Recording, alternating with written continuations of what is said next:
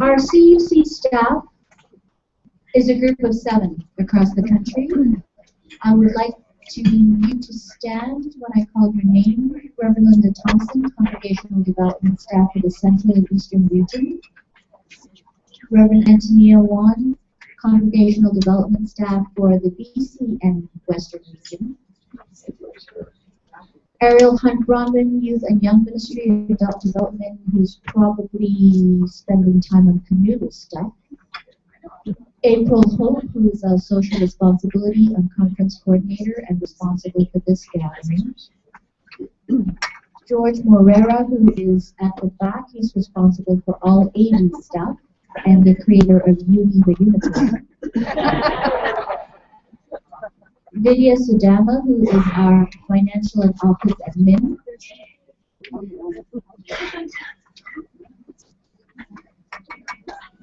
And we have a number of international guests coming this weekend. Sarah Baxter, support for staff, who's our note-taking person this morning. Our international guests joining us this weekend are Reverend Meg Riley, who's lead minister of the Church of the Larger Fellowship and our keynote speaker. Dawn Southworth, who is the president of the UU Ministers Association in the United States. Reverend Scott Taylor, who's doing our stream on theme-based ministry and newly appointed director of congregational life with the Unitarian Universalist Association. And Bruce Knopps, who is the director of the UUNO office in the United States.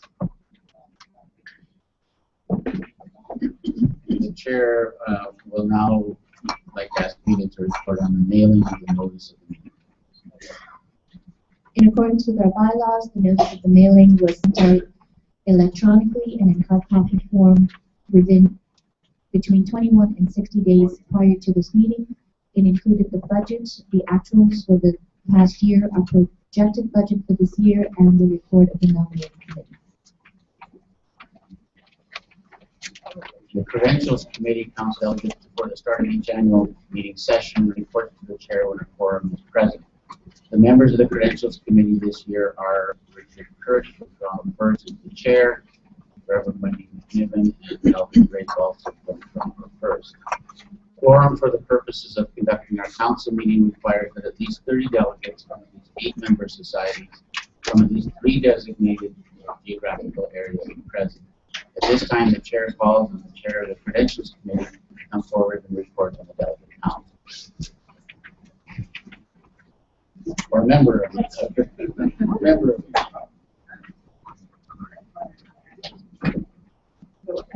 To start the meeting, there were 54 delegates registered with us from 4 regions and more than 8 congregations.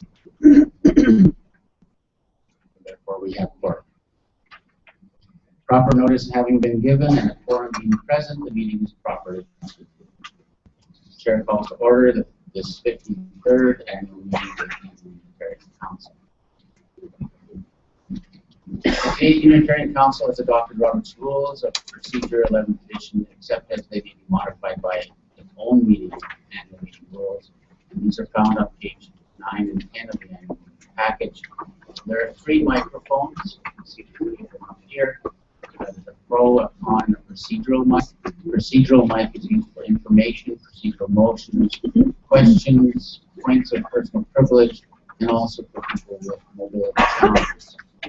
The chair will endeavor to alternate speakers between those in favor of opposed proposal as indicated.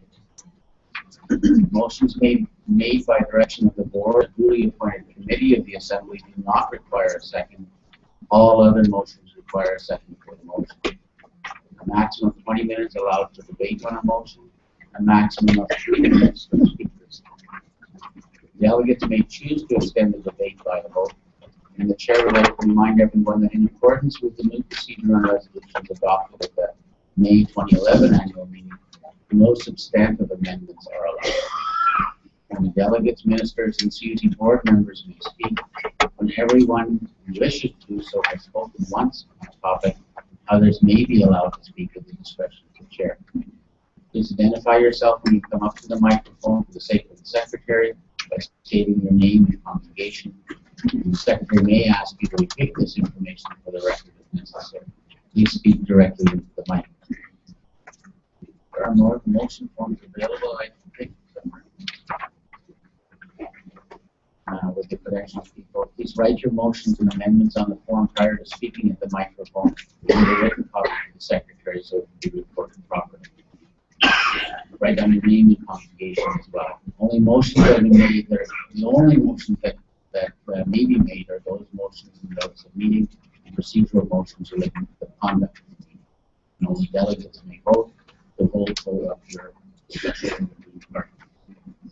The agenda is found on page 7 of the annual meeting package. The chair will entertain a motion to adopt the agenda.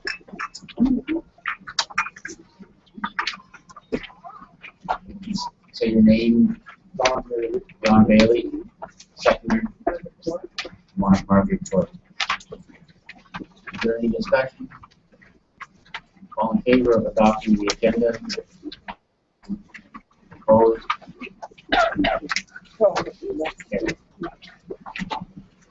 We have allocated an additional session for the annual meeting on Saturday in the afternoon during the dialogue with storage time slot. I don't think that's going to be necessary, but in the event that it is, we will post notices around. The President of the Board appoints the CUC's parliamentarian. The parliamentarian's role is to advise the chair as requested on rules of procedure and order. The chair is delighted once again to have Jamie Dunton, the North Catholic congregation, serve as parliamentarian. This year, our timekeeper will be Smith from the Dawn Heights, from the Mississauga congregation, and one of the board members. 20 minutes is allowed for discussion on each motion, and speakers limited to 3 minutes. 30 seconds remain feeling the hold up a warning card. 10 seconds remain going to stand for 30 seconds. And in 10 seconds, you'll stand and do the dance.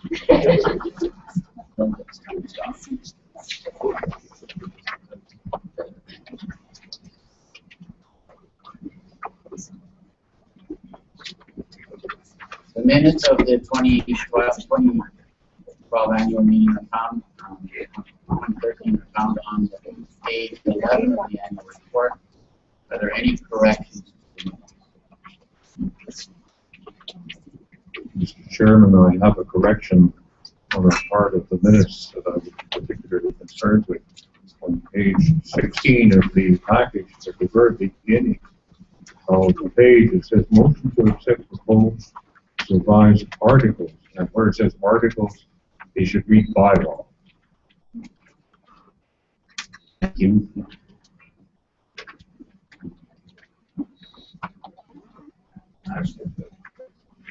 Is that correction accepted?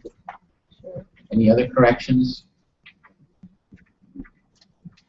If there are no further corrections, the minutes are as amended. The annual report is the work of many people. Please stand if you wrote a piece for the annual report or if you contributed to compiling the final finished product.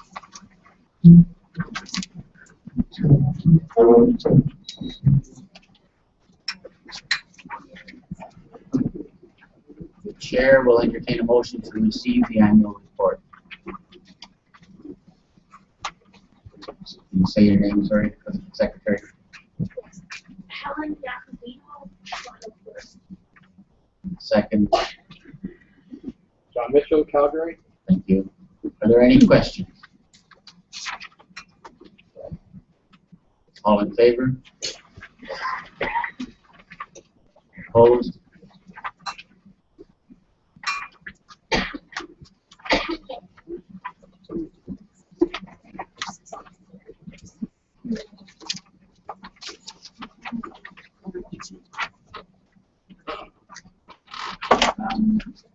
The next item on the agenda is the youth report, and our youth representative of the board is not yet here. Could I have a motion to delay her report until she arrives? And Kevin. Secondary. John Hopewell. Is there any objection to that? Okay, so we'll just carry on with the agenda until Melanie. Oh, she's just Later, are you ready to give your report, or do you want to? Yeah, absolutely.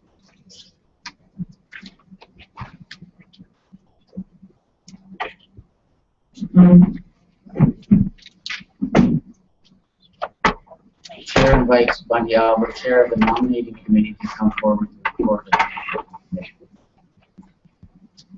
Can I use this mic? The following CUC board members will continue their terms during 2014-2015. Terms of office are for 3 years, unless otherwise stated. Glenda Buck, Halifax, representing the Eastern Region, 2nd year of her 2nd term. The Reverend Fiona Heath, Mississauga, Central Region, 2nd year of her 1st term. Gary Root, actually it says Durham in the report. Gary Root, Saskatoon, Western, 3rd year of the 2nd term. Roger Rochester, Winnipeg, representing Western Region, 3rd year of his 1st term. Leslie Kemp, Vancouver, representing BC, 3rd year of her 2nd term. The following are nominees for the CUC board. Jamie Dunton, North Hatley, from the Eastern Region, will be the 1st year of his 1st term. Lorna Wigan, Don Heights, Central Region, will be the 1st year of her 1st term. And Christina Smith, representing BC Region, will be starting the 1st year of her 2nd term. For the nominating committee, the following CUC nominating committee members will continue their terms during 2014-2015. Monty Albert, PEI, representing Eastern Region, 3rd year of her 1st term. Elizabeth Bowen, 1st Ottawa, representing Eastern and Central at large, 3rd year of her 2nd term. Susan Rattan, Edmonton, representing Western Region, 3rd year of her 1st term. And the Reverend Deborah Thorne, Beacon, representing British Columbia, 2nd year of her 1st term. The following are nominees for the CUC nominating committee. Lynn Harrison, 1st Toronto, representing Central Region, 1st year of her 1st term, and Connie Wigmore from Vancouver, who would represent BC, Western at large, 1st year of her 1st term.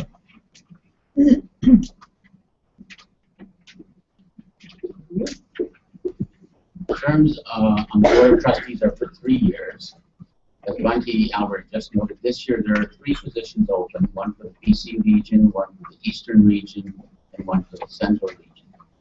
The nominating committee gave notice more than 60 days prior to this meeting of its nominations for these positions. In accordance with CUC bylaws, other nominations could be received up to 30 days prior to the annual meeting, but none were received. Nominations are not accepted from the floor. Therefore, the chair declares the nominees to be elected by acclamation. Please stand as your name is announced. For the BC region, Christina Stevens, Victoria, 1st year of a 2nd term. For the Eastern region, Jamie Dunton, North Hatley, 1st year of a 1st term. And for Central region, Lorna Wigan, Don Heights, 1st year of 1st term.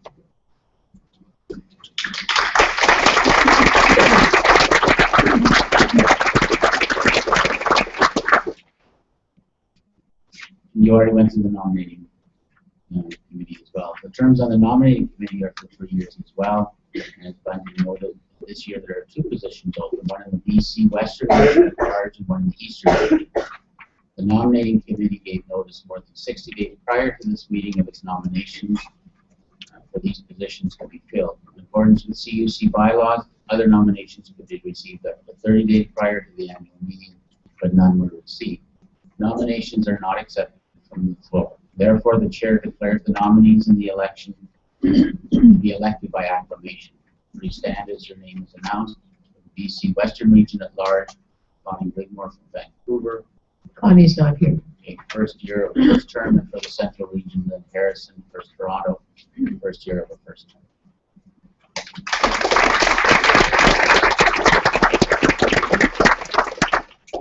Thank you, Fund the Alberta and all of the members of the nominating committee for their very diligent work. And now we'll go back to the youth report. The chair would like to invite Brandon Basford, youth observer of the board, to present the report. The youth observer is elected by the youth as a non-voting member on the CUC board.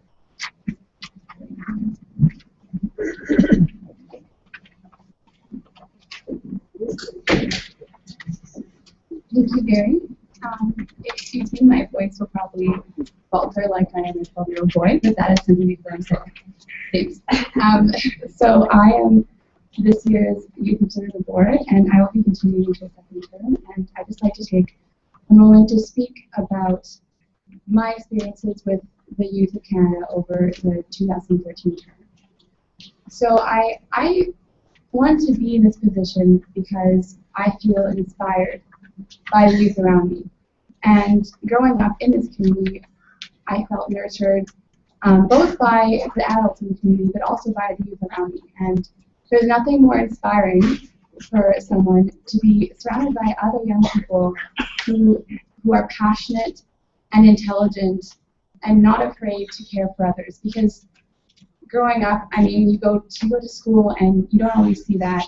And there's, you know, people can be afraid to be intelligent and afraid to be passionate and to really put themselves out there and to care for their beliefs and you know, to truly have those convictions. And growing up in this community, I was surrounded by other youth who acted in that way and inspired me to why I think it really influenced who I've become today. So that's kind of my inspiration for joining. And throughout my term, this first term, I've continued to be inspired. A really wonderful experience was when I was at the Western Regional Fall Gathering. And I'm not sure how familiar all of you are with youth gatherings, but basically there are two major ones. We have a smaller regional one in the fall, well, as a part of the one that you are a part of, and then this one, which I will be going to later on. So really, they frame the adult conferences. And every time that I'm in this community, I'm just reminded of what a nurturing group of people we are, and you really need to be proud of your youth because they're just wonderful people and continue to inspire me. And as I said, they continue to be intelligent and passionate and care for others. And these things are shown in the simplest of ways when you're even at like a gathering, such as the Western Regional Fall Gathering. So while I was at this gathering, I asked the youth, you know, if there's something that they wanted their board to know and their staff to know, their CUC to know, what would it be? And I got a lot of response, mostly because I think they're braver, but also for other reasons as well, from the older youth. And I heard a cry for young adult programming. And I think that, I mean, that's obviously whether you're going through, you know, the transition from the programming of youth to young adults and to being an adult, or if you just think back to your lives, whether you're a part of this community at that time or not, it's a huge transition for that part of becoming an adult and becoming a young adult, whether we're looking at programming or simply life. So I think that the people, they really asked for more programming, and they feel part of this community, but they just want to be even more part of this community. And I'm going to continue to look at ways that we can inspire this and cultivate this young adult community because, yes, because it needs to happen. And they feel very welcome as part of the adult community, but there still needs to be more specific things for them as transition in youth. And we do, once again, I'm not sure how aware you are of the young adult programming, but there are things in place. Some places have actually very rich young adult communities and people who will actually meet outside church. But we just wanted to look at that programming. And yes, so that's what I found to be the main concern of the youth who spoke up.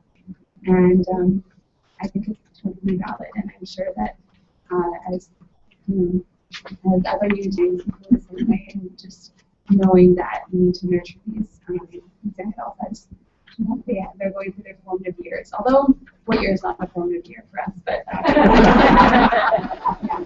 so really, I just want to continue to strengthen the community and to nurture the community that is nurtured myself.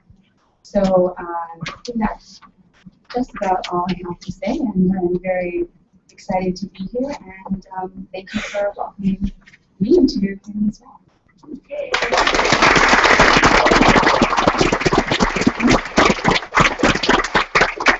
Are there any questions for Elaine?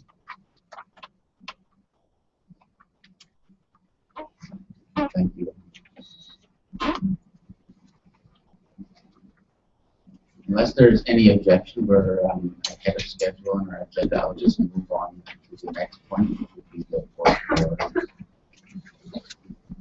Any more objections to do so? The chair will invite VP Linda Butt to assume the chair during the presentation of the motion on board priorities.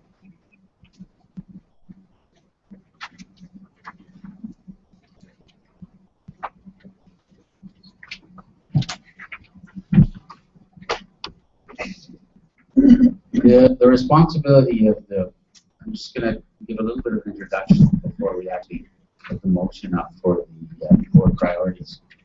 The responsibility of the Board of Trustees, our job, if you will, especially as it's defined under the Carver governance system, can be summarized as a three-pronged stool, if you will, three different main jobs for the board. And the first of those jobs is to understand the will of the membership, of you, and act in the leadership capacity to meet the needs of the organization now and into the future. The second is to translate that into written policy, the directions to the executive director and staff. And then finally, to monitor the work done by the executive director and staff.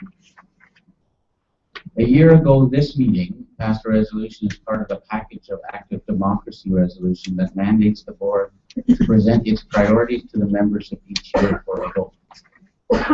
While some Carver purists might find that resolution disconcerting, the process of having membership vote on the board's priorities is a good opportunity for the board to articulate where it's going and the membership to give the board formal feedback with regards to whether or not we've done our job of understanding the needs of the membership well. It's your opportunity to let us know if we're off track. Our opportunity as an organization to pause and to reflect to make sure that we're in agreement before thinking and acting as one. For several years already, the board has informed the membership of what its priorities were. Today is the first time that these priorities will actually be voted on. And it's worthwhile to provide some context around the development of the priorities to assist you with your voting. The board policy manual has quite a large list of ends or goals for our organization. And this is just a list of them. And if you look at those, you can see that they are very broad and very all-encompassing. A few years ago, the board implemented the concept of priorities in order to assist the executive director in knowing the mind of the board in terms of how much energy and resource should go where, to guide the ED in finding balance, if you will. At that time, the board established the following set of priorities: asking the ED to devote 80% of ED time and staff time to resources to provide resources for religious exploration and spiritual growth, resources to nurture leadership, resources for social sustainability, and resources for multi-generational appeal and relevant life stage ministries. It was up to the ED and staff to interpret that and decide what that meant and how it actually looked, but we were given direction that that was the priorities. This last year, the board was able to devote a greater amount of time to visioning and looking forward to the health of our Unitarian Universalist movement in Canada. We believe that we've taken our job seriously and have done due diligence when it comes to listening to our membership and understanding your needs of this organization, both today and into the future. We met with the leadership of member societies, both in advance of our face-to-face meetings, when we did our congregational contact times, when we visited your congregations and events like this. We talked with the membership of UMOM. We talked with individuals at the regional fall gatherings. We listened to the wisdom of our national leaders, such as last year's Confluence lecture by Reverend Sean Newton, and the group of people we brought to our board retreat last November. And we developed a discussion paper that was widely distributed for everyone to read in advance of this meeting. What emerged out of that consultation was a new set of priorities, the priorities that you're being asked to vote on this morning. I want to be clear about these priorities, if approved, will serve as approval of a change in direction for our organization, a change that will guide the ED and staff in an iterative process of consultation and implementation that they will then embark on in the years to come. This is not the same as the mission and vision process that was also presented in the discussion paper, and I want to be clear about that. The valuable feedback we received on that was that you needed more time to digest the mission and vision piece and be allowed to have an opportunity to participate more in that process before a decision was made. That discussion is going to happen after the break. The new priorities, I just want to read them. They're to focus on networking and connecting and developing a repository of resources for the benefit of our shared ministry. To develop a flexible communication system of tools, a platform, and strategies, and to foster innovation in the growth and development of UU communities. The board believes that the message of our liberal religious movement is as relevant today as ever.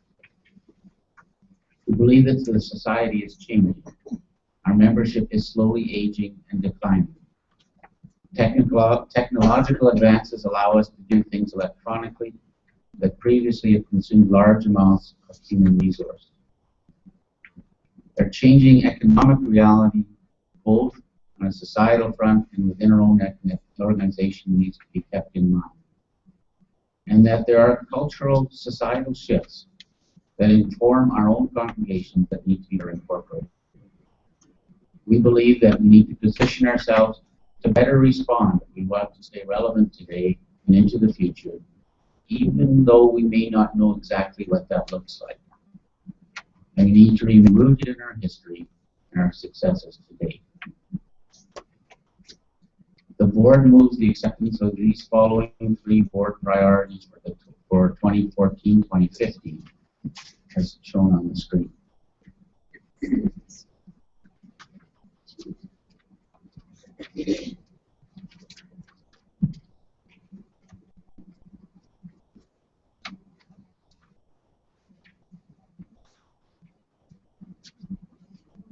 Very good.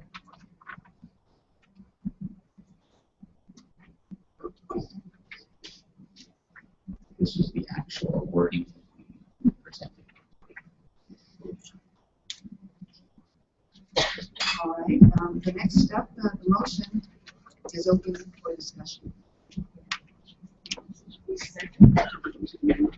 Board motions.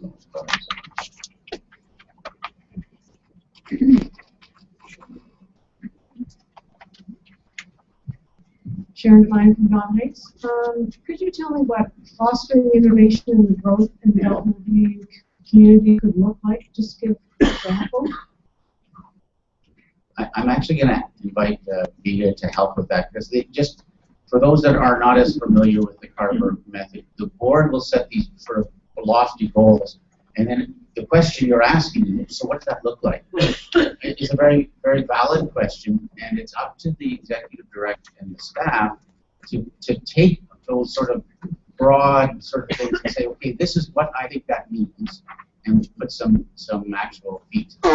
And Vita and the staff have already taken this in the event that it is passed, and they've done some initial work. So I'm going to hand over to Vita and see if she can maybe answer that question and any other related questions like that for you.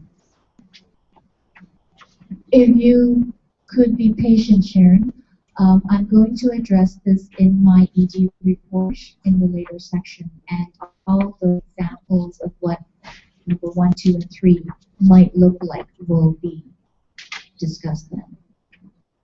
Maybe do one or two just so that people have a sense and they can vote.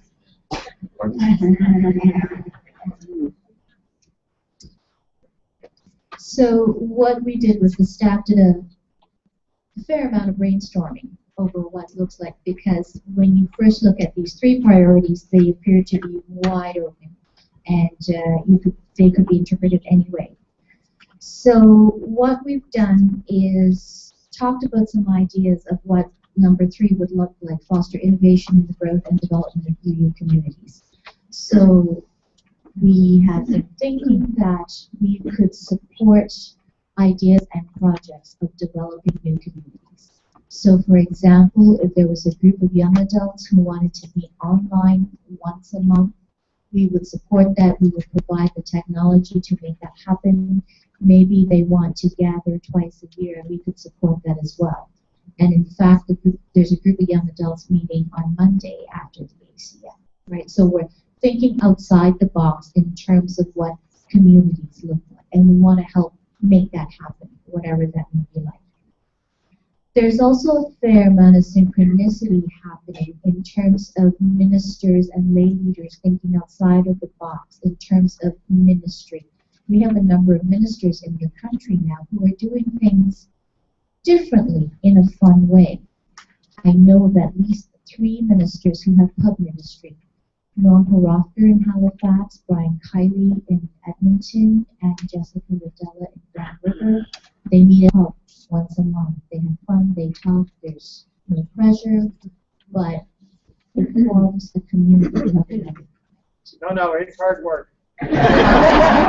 There's no beer involved.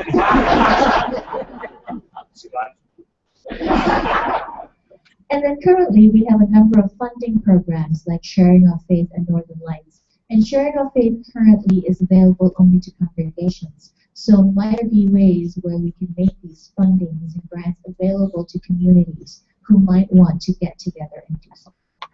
So while this is still fairly high level, this is the direction that staff thinking is taking. We want to be open to ideas. We want to be open to innovation. We want to be able to support people who have the energy and the passion to come together in community.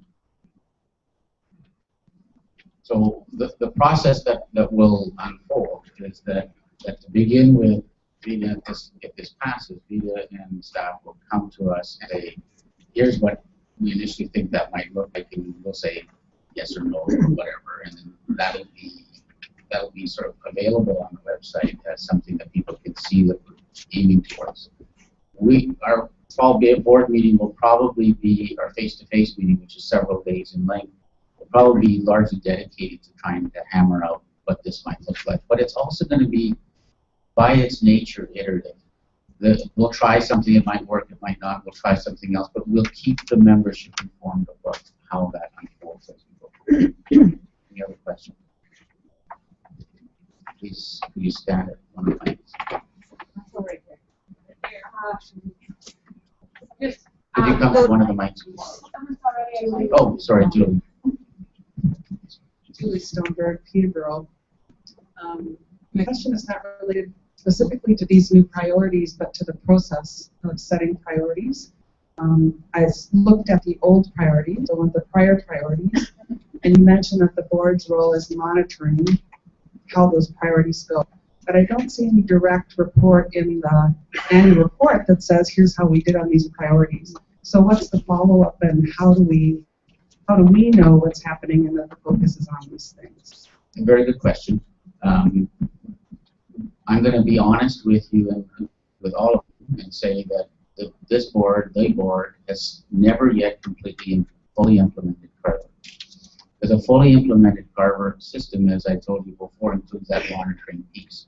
And so our monitoring system has never been completely implemented, just been overwhelmed with other things. We hope to do what we decided to do was to focus on the priority areas to begin with. And so right now, the first step is to have the ED staff give us some interpretations of what our priorities look like. We were underway until we started to change them. And then the next step will be to to come up with a monitoring schedule for that, to say, how do we monitor that? And that will be made public. We don't have that yet. And we didn't have that fully placed with the previous priorities, so our monitoring was more, well, do we think we were doing okay with that? And it wasn't that. Can I ask a follow-up? Sure. Hi, this is Christina Stevens. I'm the board treasurer. In fact, as noted in the treasurer's report and the annual report, the priorities do match the overall major categories of expenditure pretty well. Now, that's not in detail, but at least it's some track. I think that what you're saying is that the priority, the ED and staff did in fact put their time and energy in the areas we asked them to, but it doesn't really mean that we evaluated whether that was effective. Okay. My question was, and what happened with those priorities? Did we accomplish providing those resources? So that's okay. And you decided that those priorities weren't then, or are no longer priorities.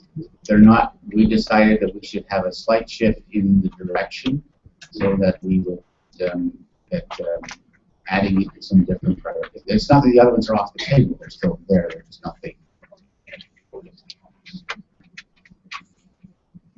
Vita wants to add a comment on that.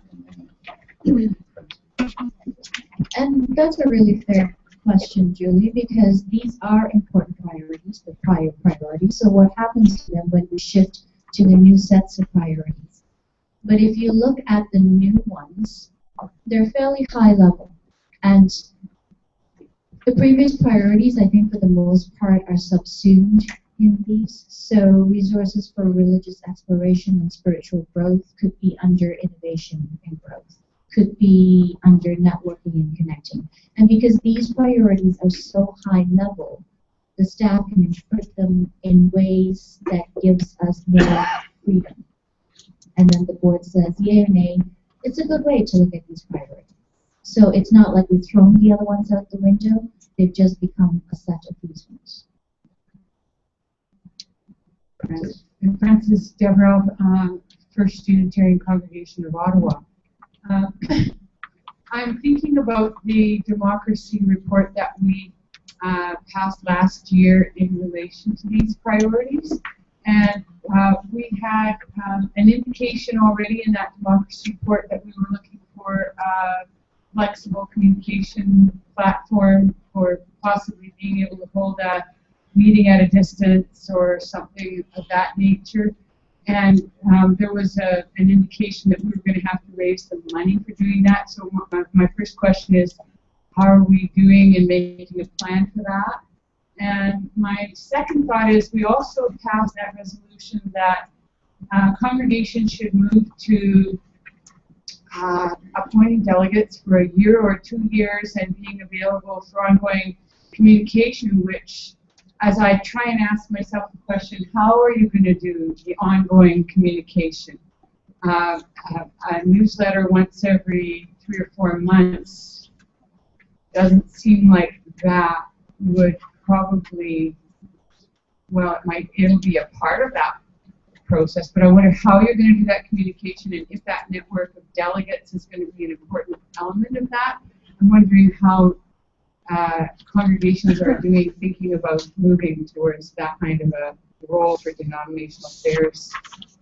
So, this is, if I might, that's sort of a reporting on where we're at with the active democracy, and I think Vita has something in plan for that in the afternoon, if we could defer answering that until then.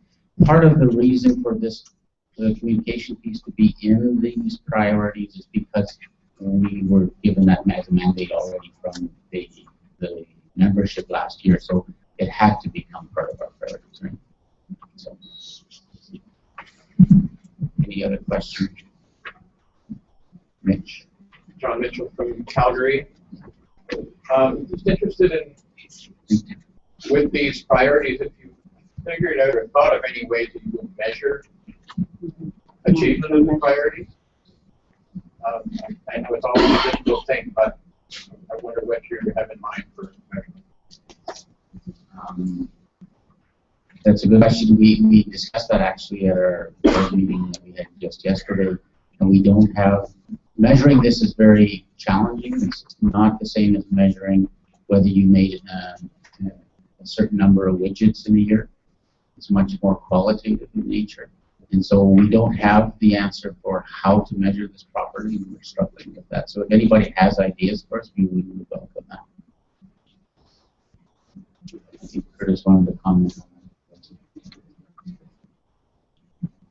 that. Like Gary said, that's a work in progress, but I do think that sorry, Curtis Murphy, Unitarian Church of Montreal. Thanks, Sue.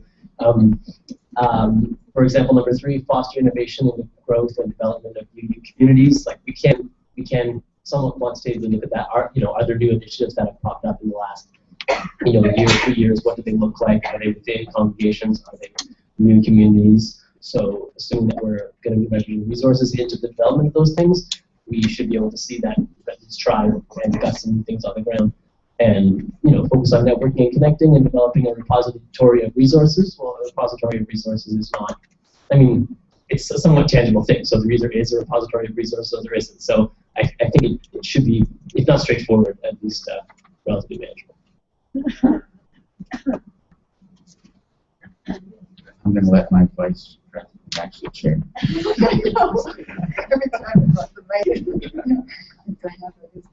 Okay, I think you were first. Thank you. I'm Reverend Samaya Oakley with the First Unitarian Fellowship in Nanaimo, and I love these new priorities. I think they're very spot on for where we are.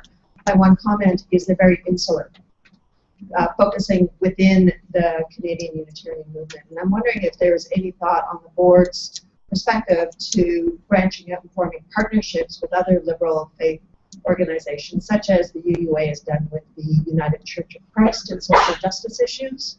And I'm wondering if there's any thought about that in terms of priority moving forward. I think Vida has some response to that. The lovely thing about these priorities is that they are so broad. So that we have thought about that under number 3, fostering innovation in the growth and development of UU communities. And one of the thoughts around that, partnering with other like-minded organizations. We already have partnerships with the UUNO. We work with the UUA in a number of areas. ICUU, the International Council of Unitarians and Universalists, International Association of Religious Freedom, and a number of other organizations as well. And I also actually just wanted to go back briefly, Mitch, to your question about monitoring.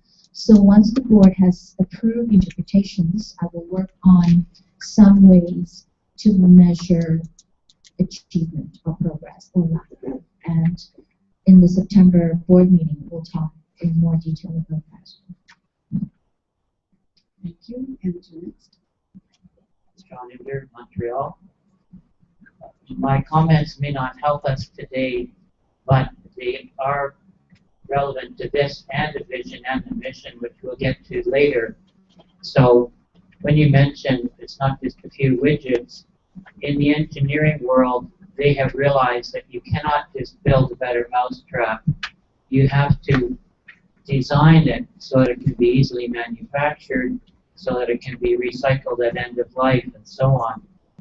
With all of these things, the reason we are struggling is that the measurability has to be built into the priority itself. It has to have enough in there to give you a hint of how you'll know if you're hitting it.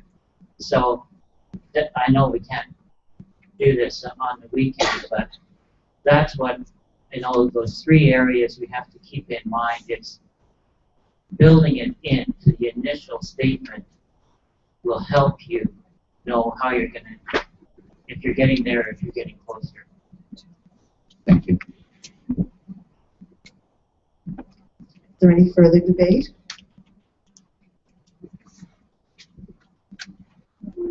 Nora Love from the Unitarian Congregation in Durham. Yes, you're Nora Love, Durham Congregation. Can you hear me now? Yeah. Okay.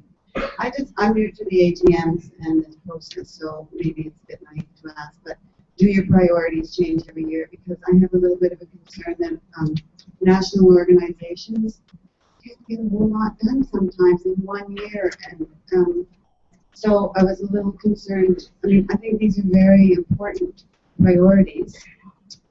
But I was also concerned to see one of the last one, the fourth one, whatever it was on last year's, has been dropped. And I've already heard this morning that demographically we're aging, and from the youth rep that our young people are passionate and looking for roles and looking for meaning and meaningful contribution. So the last one said we were going to encourage multi-generational, and that one's been dropped. It's not that it's dropped. I hear you saying these can all be subsumed in these higher level priorities, but I'm a little concerned that the last person suggested that maybe if it's too vague, we might lose sight of focus, and I kind of agree with that.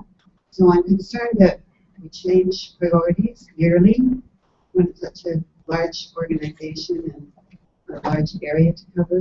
And I think I'm concerned that we need that multi-generational.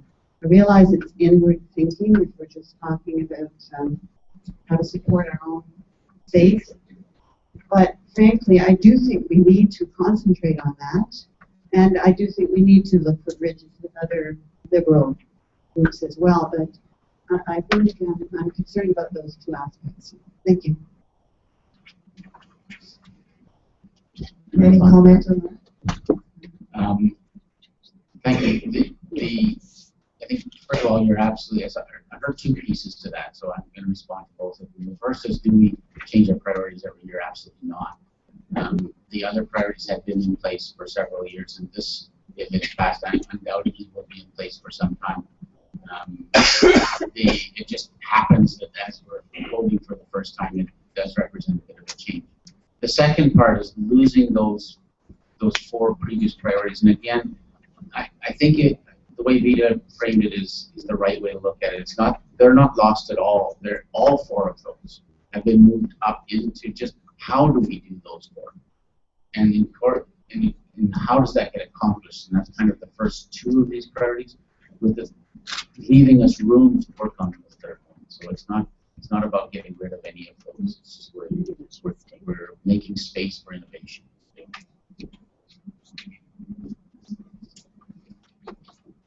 And we actually did talk about priorities every year. Our new bylaws requires the board and the staff to submit the priorities for the current year and the succeeding year. So what happens is I plan for 2 to 3 years out. So at the end of the year, towards the end of each year, I'll review the priorities and where we are with staff. Some slight adjustment may be necessary, but I don't think we'll be rolling out a new set of priorities every year. You're right, that would be highly unrealistic, and we would just be spinning our wheels. So I foresee slight modifications, but not a complete new set of priorities. We're just required to give notice of the priorities every year. Okay, Mike. Go ahead. I was looking at the wrong guy. Lynn Armstrong, Unitarian Church of Calgary. And I just want to double check the definition of UU communities. And I want to hear from you that it's still the same definition that we've had for many, many years, in that it includes Unitarians and Universalists, and Unitarian Universalists, and Universalist Unitarians. That's what I have seen recorded in the previous documents. I'm assuming that we still have that same definition of UU communities. Yes. We're coming to the close of our allotted time for discussion. Are there any further burning questions? Okay, seeing none, I will call the question. All in favor of approving these new priorities? Opposed? Motion carried.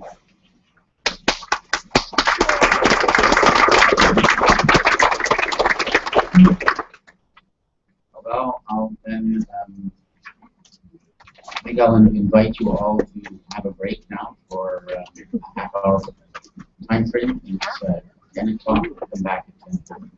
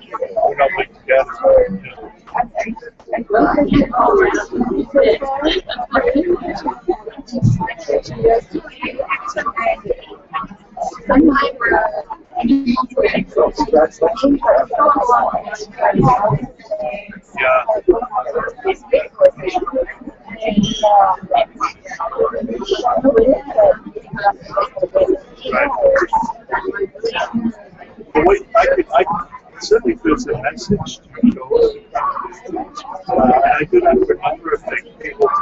send me the and sometimes I can help you provide it, and then send it out to the congregations, asking if in some cases maybe it needs a specific event to get a we ask them to put it in there. So I do that for a number of so if you have something that's of that nature, I can certainly that's because that's what I really use CTT is. Like people say, communication, going out, things like that. Because this really helps to do a lot. Share that.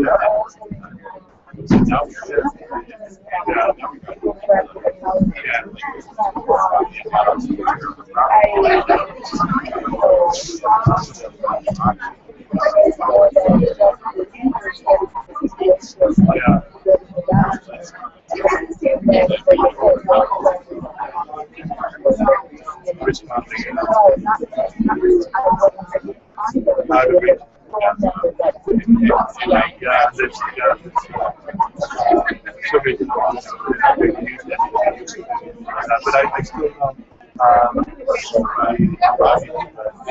the password to the basic so they would show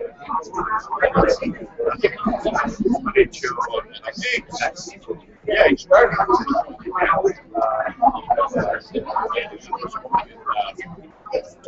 But it's a matter of getting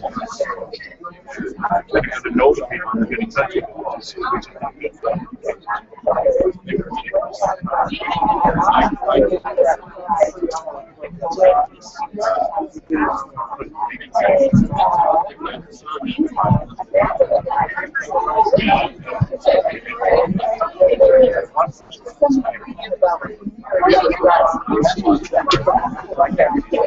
Yeah.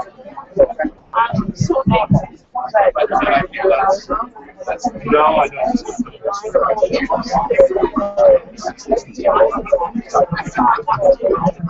Yeah.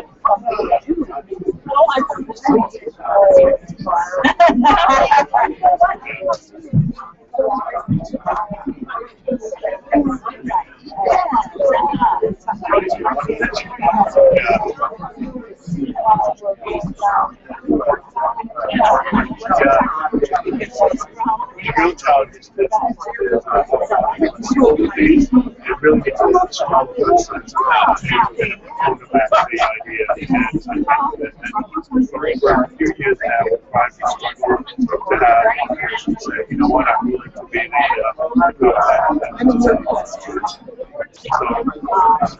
yeah, because as the GCTV said, something I want to do. I pay the entrance fee. It needs somebody that's going to sell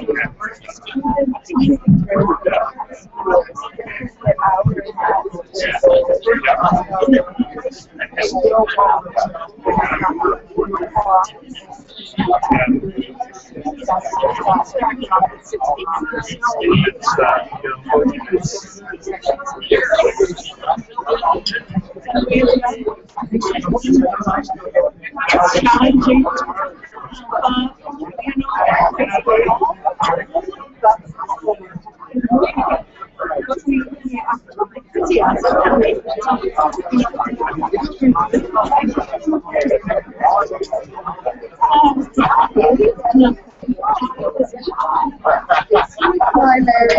Hi. How are you? I just came over to say good morning. Oh, good morning. Thank you. We were looking for you. You told me that you were a little late getting to practice. I figured you'd be somewhere back. Actually, when I was back here, I thought I was there then by myself, not that you come to these things to be by yourself, Yeah. but and it filled up. Yeah, okay. Very good. Are you enjoying yourself? Yeah, I'm glad. I like the 3 priorities.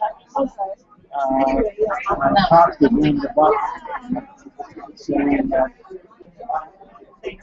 surviving 1 and 2 are the precursors to get 3. Because 3 is peace. You know what? I was telling Joan last night on the meeting, I had a thoughtful conversation. I was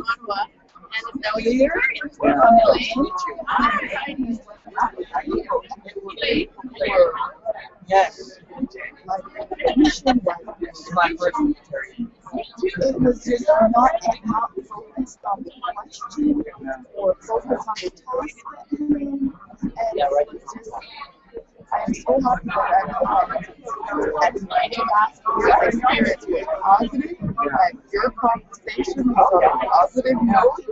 And, you know, it gave me an uplifting that, you know, when I heard the negativity there, you know, I'm not experienced with you. You know, I told her I felt blessed, and you see him, you don't say, that's never going to work. You say, how we make that happen? What do we do to make it work? Right. Thank you. So anyway, Joan and I are way up the front. Okay. This whole wall is full. Anyway, I just wanted to say yeah.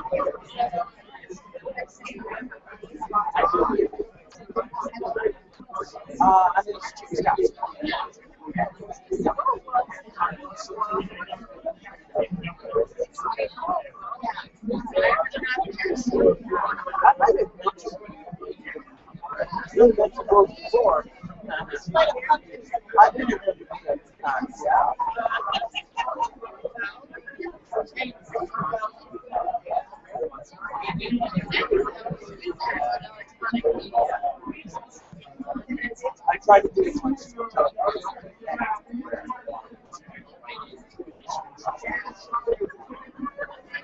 He's a Facebook guy.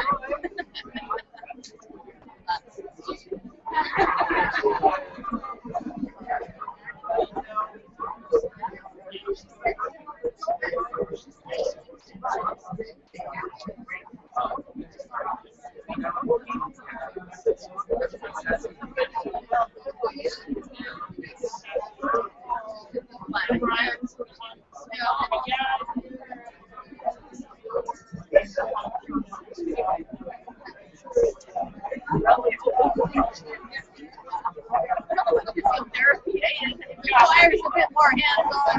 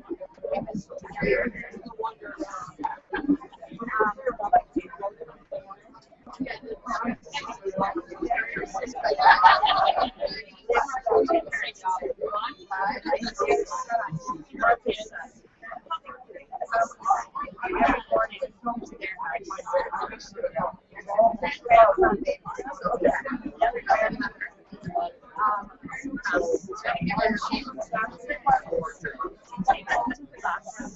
And so all four days were last year. And James was on. James was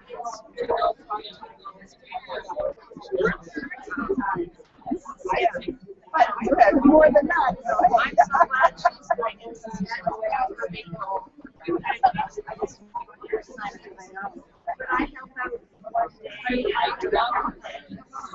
Right now, and I'm wondering if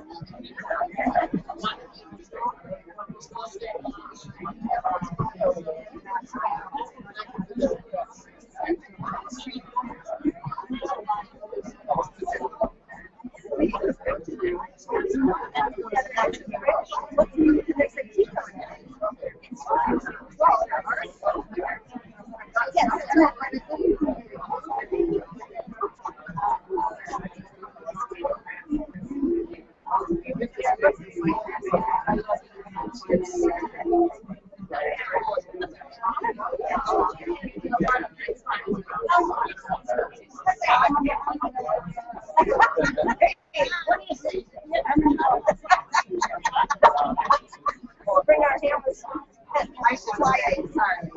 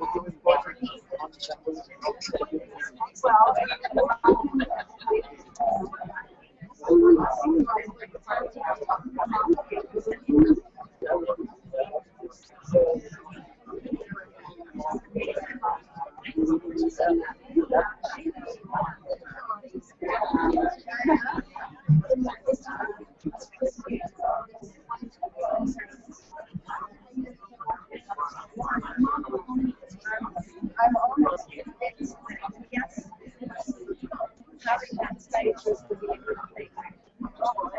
Really? Yeah. Oh, I want to know. Yes.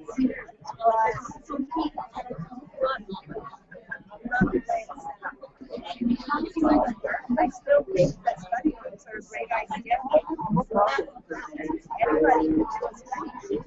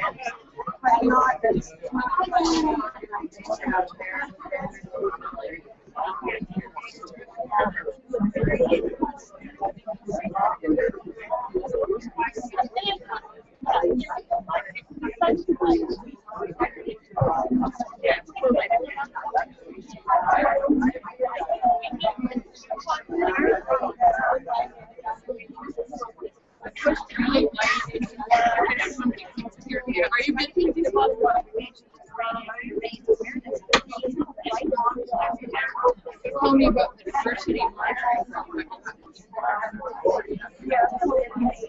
Because already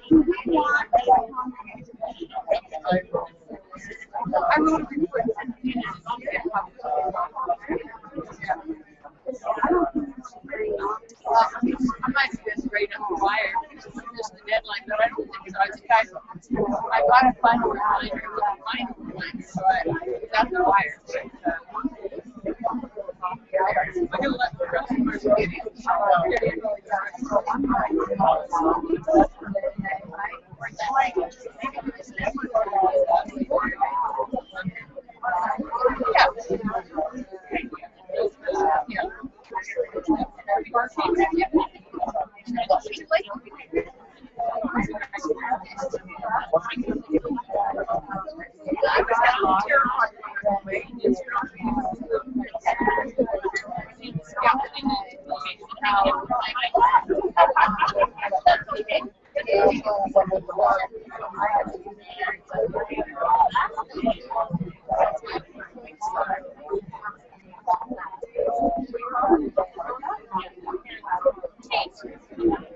That's really right.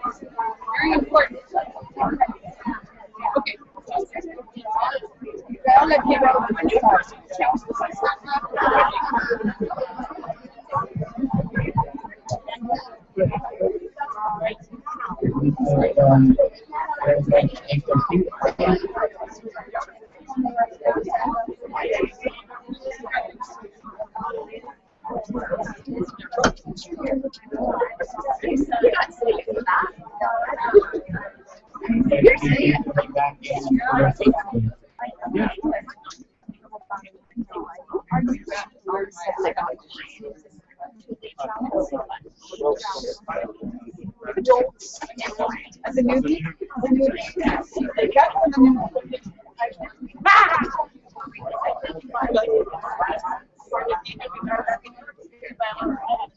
No.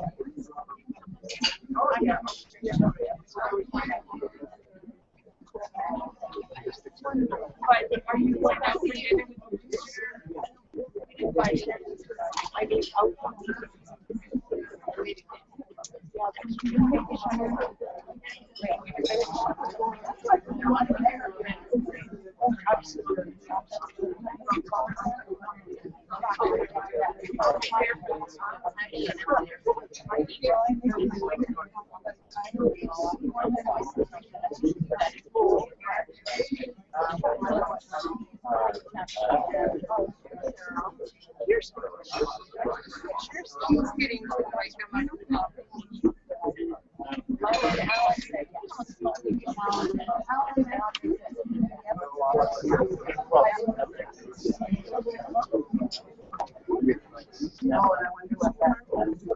The chair now calls on board members Glenda Button and Reverend Fiona Heath to make a presentation on the proposed process for review of our mission and vision statement. Well, presentation might be a little misleading. However, in the same document, the March document that was circulated, I'm going to swallow this microphone. Okay, that's what I have to do. Yeah, in that same document where the priorities were listed was also included draft proposal for a mission statement, a new mission and vision statement. So when we had hoped to get responses from that, there was some limited response, but three things came out of that response, which I'll mention in a moment. But the idea today is not to get into content and substance of what a vision statement or a mission statement would look like. It's more approval for the board to go ahead with a process, developing a process to get to something that we can all live with. So the three responses we got, or the three points we got from the limited response was, number one, that we really didn't give you congregations enough time to really digest this and get into it and come up with something meaningful. They thought the timelines were a little tight, so that was number one. Number two, what was number two? Well, there was a range, quite a wide range from maybe we don't even need a mission statement, maybe we don't require one at this time for the whole CUC, we best concentrate on other things, to we need to develop something that we can all live with. And number three, which we heard loud and clear, was that congregations wanted us to lead, us as the council, us to lead and to present something to them that they could respond to. However, what we decided just yesterday, which is why you don't have anything written in your packet, and is now coming up, is that we would like your approval to give the board the go-ahead to develop the process. And before we actually do this, I'm going to ask Fiona to speak to this issue as well, and how we can all be involved in the coming year. So what we're really hoping to do, that this is part of that process with the new priorities, is to create a mission and vision that's in alignment with those priorities and reflects, hopefully, this new vision of Canadian Unitarian Universalism and the role of the Canadian Unitarian Council. If you can scroll down a little. So right now, we're not asking for a formal vote or anything. We just want to pin sort of a straw poll as we would like to have this process go forward in the next year and come back for a vote next ACM. And we're thinking, we haven't sorted out the process yet, but we're hoping to do something at the regional gatherings and to be in contact with congregations either through their delegates, if that is possible and you're interested, or with presidents and ministers, and let the congregations figure out your own process for how you want to interact with this process. But we'll have that conversation over the next year, and then we'll come back at next year's ACM. As a board, I find we tend to juggle with that tension of people who really care and want to be engaged in this process and feel very passionate, and the people who think, mission statement. So we're trying to find something that reflects the new energy, the new direction of the council, and do so in a process that walks that tightrope of getting people involved and engaged, but also doesn't get too bogged down, so that we have the people that so that's our hope. So right now what we're leaving you with, this is very vague at this time because we're still trying to sort out a process that will engage with congregations in a useful way. So right now what we're really looking for is just some feedback. We had some last night, and we're just looking for some more discussion and commentary on whether this is what you want the board to spend some time and energy doing in the next year. So there will be no formal vote on this, but this sort of proposal is open for discussion. And I know the agenda has an hour allocated to it, but it should be 20 minutes as per discussion.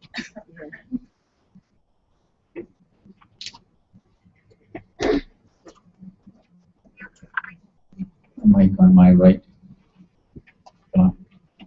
John Marsh, delegate from Ottawa. I'm one of the passionate ones. I think it's a necessary thing to do. There are more and more people who are adults who have never been inside the church before. And have this question, well, if your church isn't all about Jesus, what is it about? And so there really does need to be a very simple and concise statement, and I think this fits the bill very well, and let's forge ahead. Hi, Devin Murphy, Halifax. My comment is I would like to see that this mission statement come out of the three priorities we discussed earlier, rather than separate, so make the two more together, rather than a separate discussion. And I guess my worry would be that we would have a mission statement decided in a separate process and not come out of those priorities, rather than I guess my worry was it would sort of be a separate priority process rather than come out of. I think it should come out of what we want to do rather than making the same. Thank you. So, Don Bailey, Winnipeg. I was one of the 5 people who wrote Winnipeg mission statement. I'm very proud of it, and I'm happy that it has a poetical flavor to it, which I think is important. But my fundamental feeling is that you only start to write a mission statement when you don't know what your mission is. A group like ours that has been around so long, we have a sense of who we are. I know I'm saying I'm just pissing in the wind here, it's not going to change anything. But I think it needs, the context needs to be in the context that understands that in a way it's kind of an exercise, not of futility, but where you're stirring around wasting time to look for something that you really should already have and should already know. And at its deepest level, it is not and cannot be expressed. It's fundamentally UUism in a historical and social and geographic, geopolitical context. But it isn't, when you start to try to write it down, you almost never get it right. There are things left out, there are things badly stated, there's things that need to be done differently. So I just want to put in this word of caution, even though I am really proud of the one we have in Winnipeg. Thank you. The chair would just like to note there is no Indian here. There's my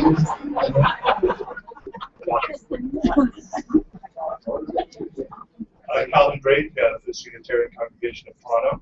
I agree. It is about Unitarian Universalism and its social and geographical context.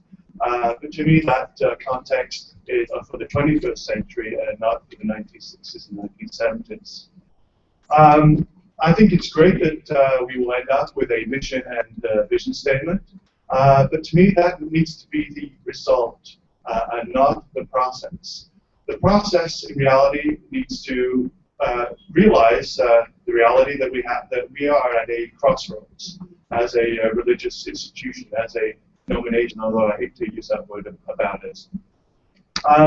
We're at a point where many of our congregations are struggling in numbers. We've heard a lot about the demographic challenges that we're facing, and very soon we'll look at some of the financial numbers around our national organization to realize that we're in a bit of a financial crisis. We're not alone in that. In fact, many of those same issues are shared by other liberal denominations, liberal faiths across the country. Society is changing. These things that we believe are Unitarian values, many of them are shared and expressed by people who see no value walking through the doors of our so-called religious institutions. So that's the challenge that faces us. And I think the only way to get that, to end up with a vision and mission statement that speaks to us, is if it doesn't just speak to us as a national body, doesn't just speak to us as congregations, but speaks to us as individual Unitarians and Universalists, whether we're in congregations, whether we're not, but how do we bring our mission, our vision to life in this world? Now the Christians have got a great way of doing this. They can look you in the face and say, how will you be the body of Christ in this world? That gets, how will we be the embodiment of love and justice in the world? And that voice that can come to us and lead to expression is something that needs to come from all of us. So I ask that your process is deep, that it's meaningful, and also that it's informed. We have a great wealth of talent here, not just the traditional members of our congregation. We have our youth, we have our young adults, we have our professional ministers, we have our religious educators. Let's use that resource. Whether we come up with a mission statement in 1 year, 3 years, 5 years, it really doesn't matter. But if we're all galvanized, we're all energized, that's what's going to make the difference. Thank you. Thank you. John Ender, Montreal. My motto is that when I'm confused, I say to myself, I'm not alone. Is this mission and vision about the Canadian Unitarian Council, or is it about Unitarian Universalists in Canada? If I could just respond to that, it's about the Unitarian Universalist movement in Canada. Okay, so at least let's say that, because I read Canadian Unitarian Council.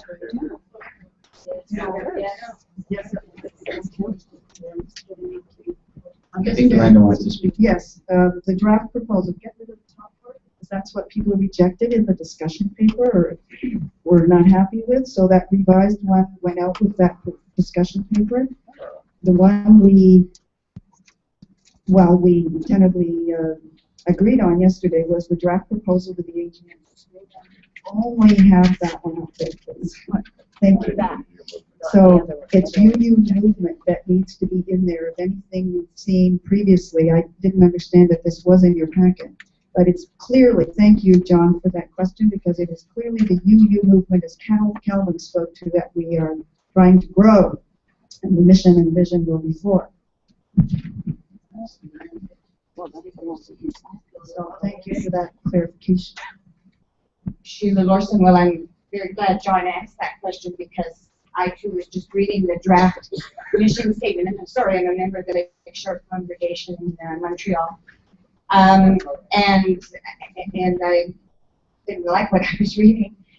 Partly because, we've talked a lot about how people find congregations or find a place to seek, whether they belong now, and much of it is online, and I think it's really important what we say, that what we say is what we are. And nowhere would I have got from that draft one that we were a religion, that we were a faith, and that we had congregations, we had communities, and I understand we get into congregation, fellowship, church, you name it, kinds of debates, but I really didn't get any sense of what it is that I've found within the Unitarian Universalist faith for now, probably 40 years or whatever, and that is the values and the caring and the openness and the, all that, the embracing the diversity. And it all comes down to it's a faith that we have, and the people who are seeking, we want them to be able to come and know from whatever they read it in that this is a place where we hold services and they can feel that they can get into that spiritual growth, but it's because it's a faith. So I think that I still haven't seen really what the new wording is, because the end statements or whatever aren't really showing. They aren't showing on this page. But I hope that through the process we'll be able to explain who we are and what we are based in, and that people will know clearly when to come. Maybe would it be helpful to have put the end statements up right now, because the new one isn't written yet. the revised one. And we don't want to get into the details, as I stated earlier on, with the content of that. But if you'd like to take a look at the end statements, we can certainly flash those up.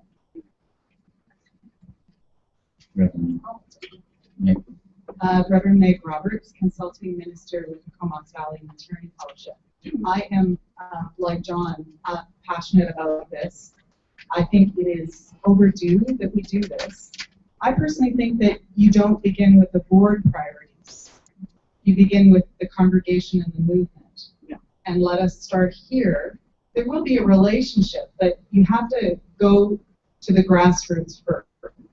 And even before you get into the process, you need to ask yourself, how do you create a visioning process?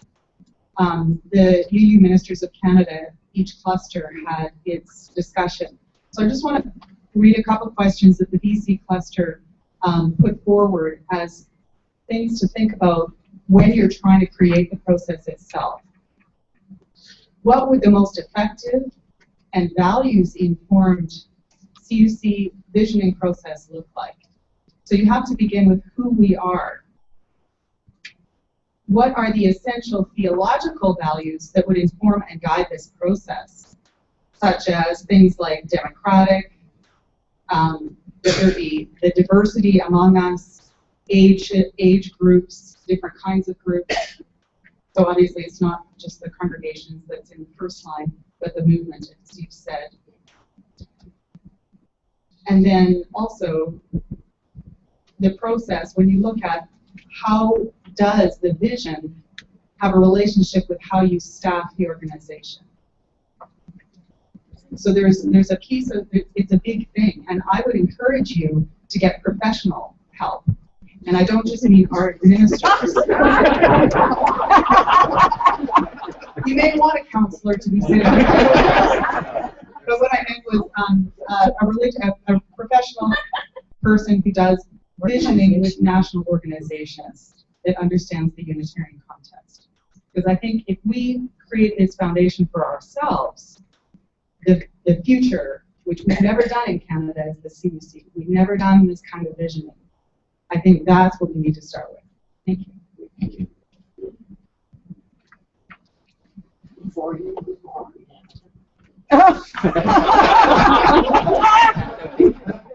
Yes. Harvey Shepherd from the University Church of Montreal. I want to say a couple of words as a quite recent Unitarian, even if I find as I look around the room that I seem to have all too much in common with the demographic. But when I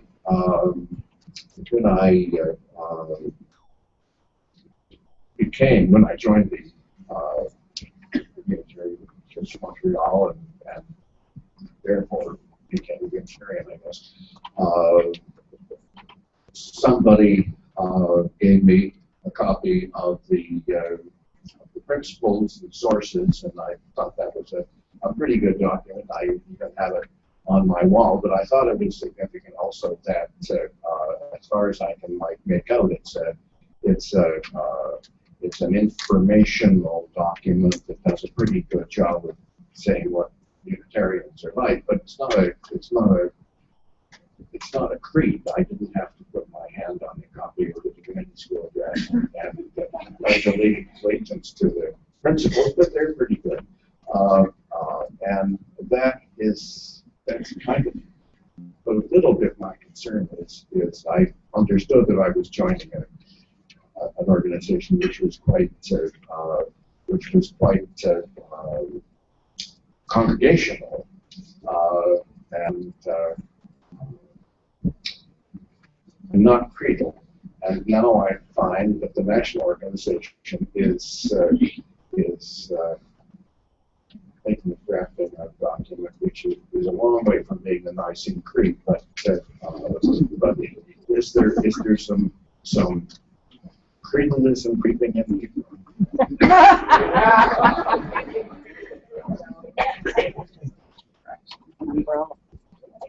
John Slattery, North Shore Unitarian Church. I was delighted with John's comments on that because I was going to say exactly the same thing that he said.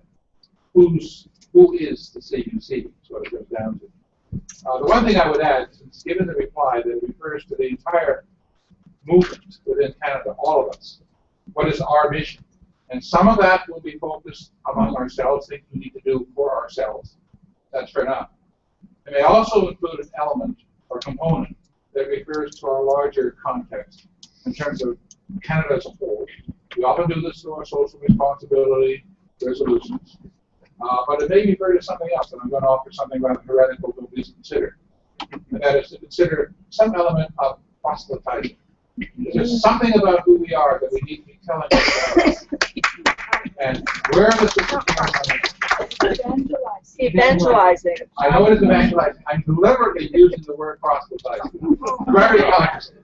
If there's something we have to actively set, not just make known, but set. I think there is. And I think one of the reasons for decreasing membership is that we do not do enough of that. And other movements in other parts of the world are not the least bit hesitant to do this. This is particularly true of our Unitarians in places like Africa and India. They're not afraid to proselytize who they are and what they have to offer. I think we have something to learn from, frankly. So I would like to suggest that any mission statement regarding our movement as a whole have both an internal component and an external component that is not simply restricted to asking responsibility resolutions.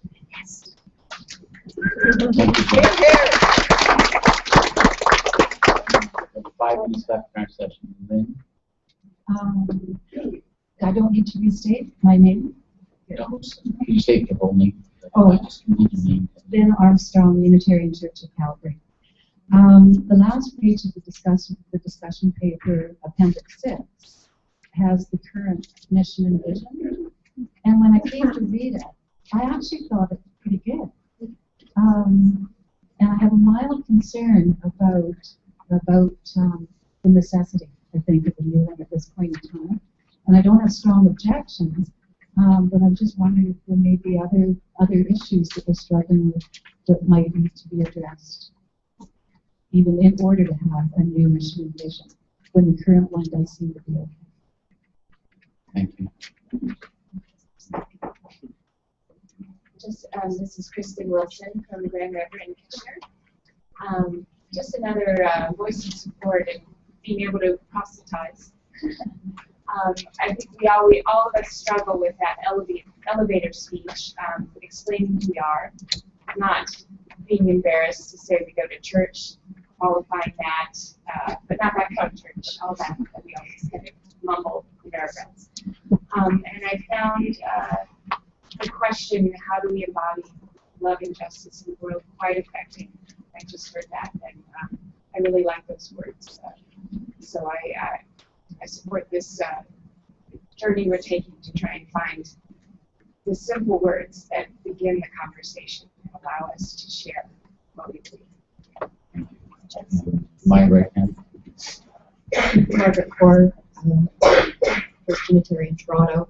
I guess I was just beating to the punch because I also believe that if we're going to have a statement of purpose for the movement or for the faith, it needs to speak to the broader community, and to consider this as part of our elevator speech would be great. I think that we all need to know what it is that we stand for and have a clear way of expressing that, and if there are words that we can all use to express that, it would be amazing. I realize this doesn't speak to the process, which is what you really want to know about, but I'm looking to the outcome. Our time is up right now. If somebody wants to continue the discussion, I need a motion to continue for a period of time. Extend for 10 minutes. Brian Kiley. Is there a seconder for that? All in favor? Thank you. Central Mike. Leslie Jewett, Victoria. I second basically everything people have said. I also, in order to keep this front and center during the process, I would suggest when it says Canadian Unitarian Universalist Movement, I would suggest putting the word faith in front of that. So it says the Canadian Unitarian Universalist Faith Movement or Religious Movement. This does speak to who we are, and let's be clear about that. And that way it keeps us in our head when we're going through the process. My right hand. Helen Jacobino, Toronto First. I like the idea of letting it known in the community out there who we are and that we're here, what we're about. So I agree with John Slattery's comments on that. And something else that resonated with me was when the 5 ends statements were up on the screen. Theologically alive, spiritually grounded, and so on. All 5 of those are not yes.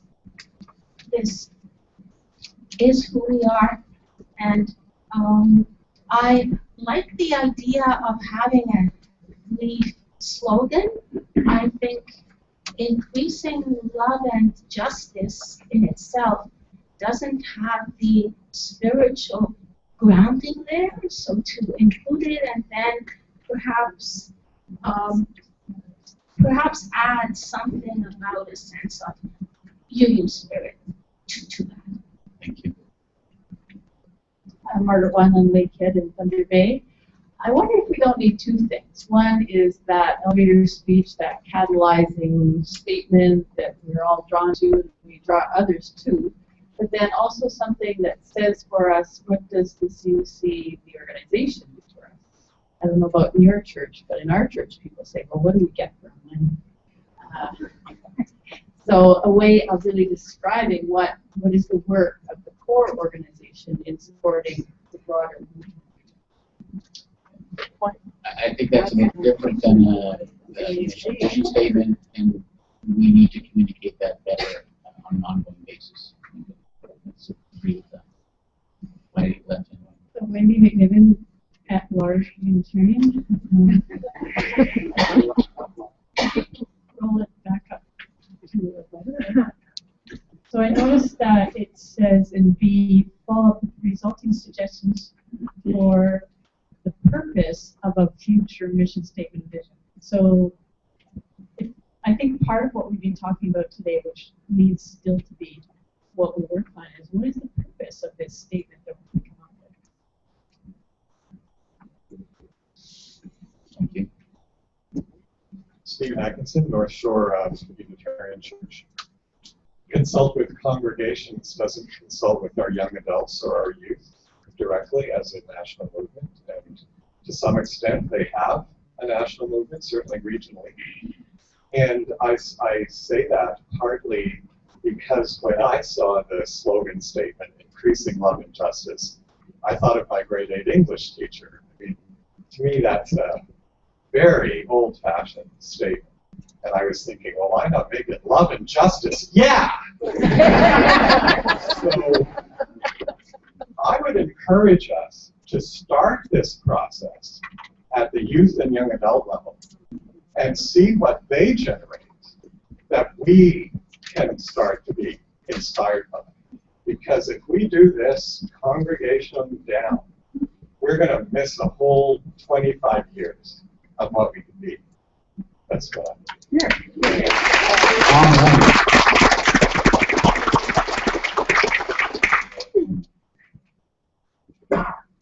Marla, Durham congregation. Once again, as we're new to thinking about all this, I think mission statements are extremely important for any organization. The thing is, whoever says, what are we talking about here? I totally agree with that comment. So if you're going to have a consultation process with congregations or youth, whomever, please, let's clarify before we waste all that time.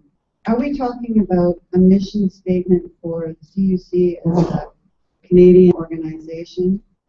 Or are we talking, we need to resolve that philosophical question about what is the CUC? Is the CUC its members, i.e. individuals? In other words, is it about what is the mission statement for each of us as individual Unitarians in promoting love and justice? Or is it about what is the role, what is the mission statement of an organizational structure, body? Is it to support them? Because I think your discussions, I mean, that has to be clear to the people you're asking for input from.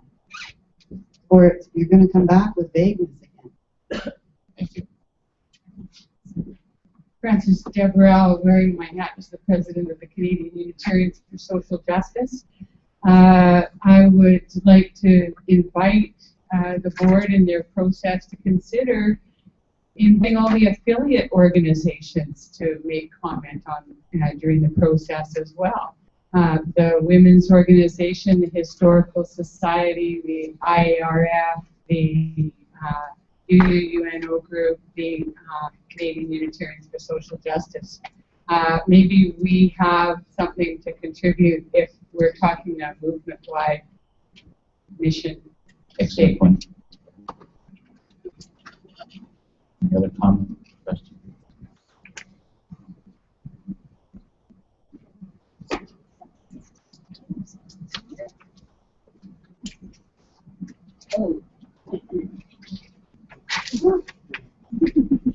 Joy Johnston, Comox Valley.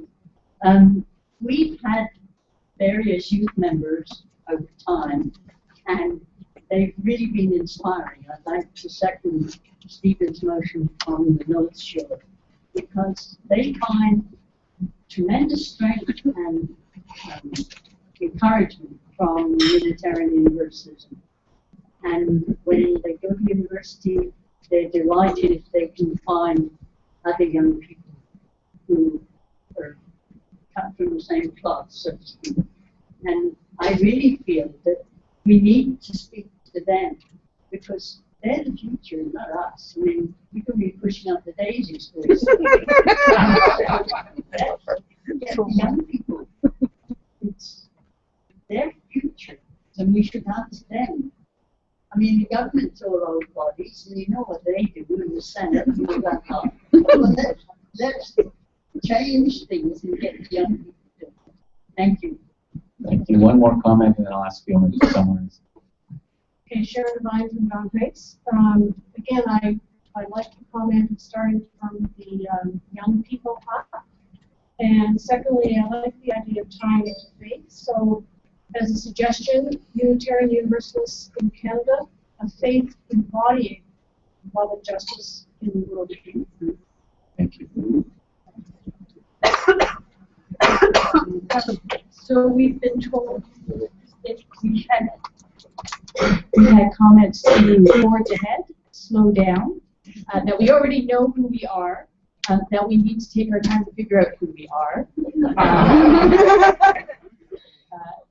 And yes, and people like the existing one, people don't like the existing one, and to start with the young adults, to start with the congregations, and also for us to take leadership. So, thank you.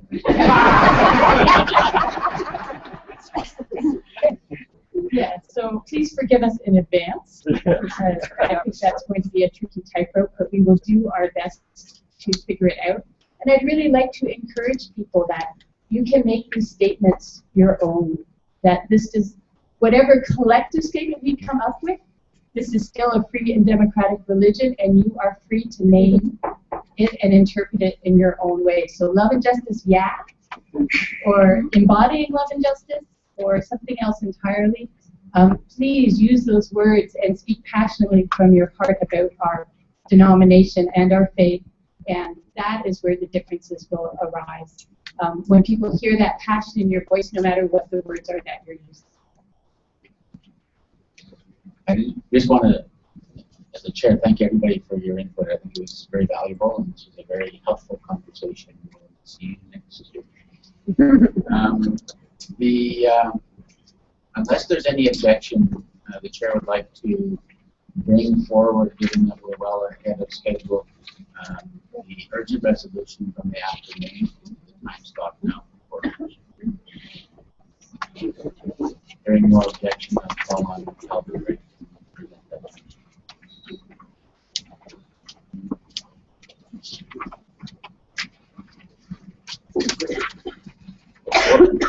Before you actually present it, the chair would like to remind the Assembly that occasionally a matter arises too late for a resolution concerning it to follow the normal procedure. Yet it's important enough to warrant attention and action by the delegates at the end of the meeting. For this situation, an extraordinary procedure is provided for that is termed an urgent resolution. An urgent resolution may be proposed by any of the same 5 groups that we propose an ordinary resolution, and the action proposed in the resolution must be limited to advising the member congregations and recommending that if they concur, they take action, appropriate action individually.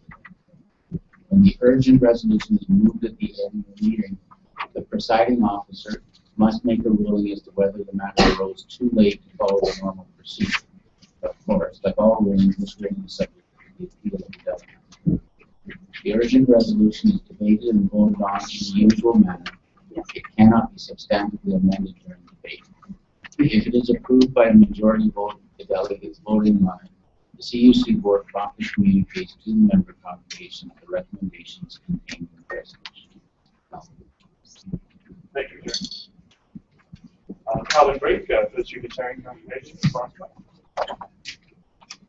The topic of invasive surveillance goes beyond the regular surveillance that we know that requires a specific target for that surveillance, that requires a court order to invade the privacy of specified individuals. But invasive surveillance is the mass and routine collection of communications, of our associations with each other, and of our movements. We traditionally viewed that as the activities of totalitarian government. But as to the work of, the result of the work of Edward Snowden and others, we've come to realize that this activity is commonplace in so-called free and democratic societies, including Canada. In January of this year, CBC made a report that in our airports in Canada, actually just as probably many of us did when we walked into this hotel, we connected our phones and our laptops to the wireless network. In doing that at selected airports, the Canadian Communications and Security Establishment was able to identify, connect, and monitor those devices, not only while they were at the airport, but for several weeks afterwards. As a result of that activity, the Privacy Commissioner issued a statement, and in fact, only just a couple of weeks ago, wanted to know just how many requests for this kind of information were being made of our various telecommunications companies to our social media organizations. The Privacy Commissioner got an answer. Each year, 1.2 million requests. Those can be attributed to 780,000 individual user accounts each year. In January of this year, the Ministry of Defense went on record as to acknowledge that he saw no issue from the legality or morality of these actions.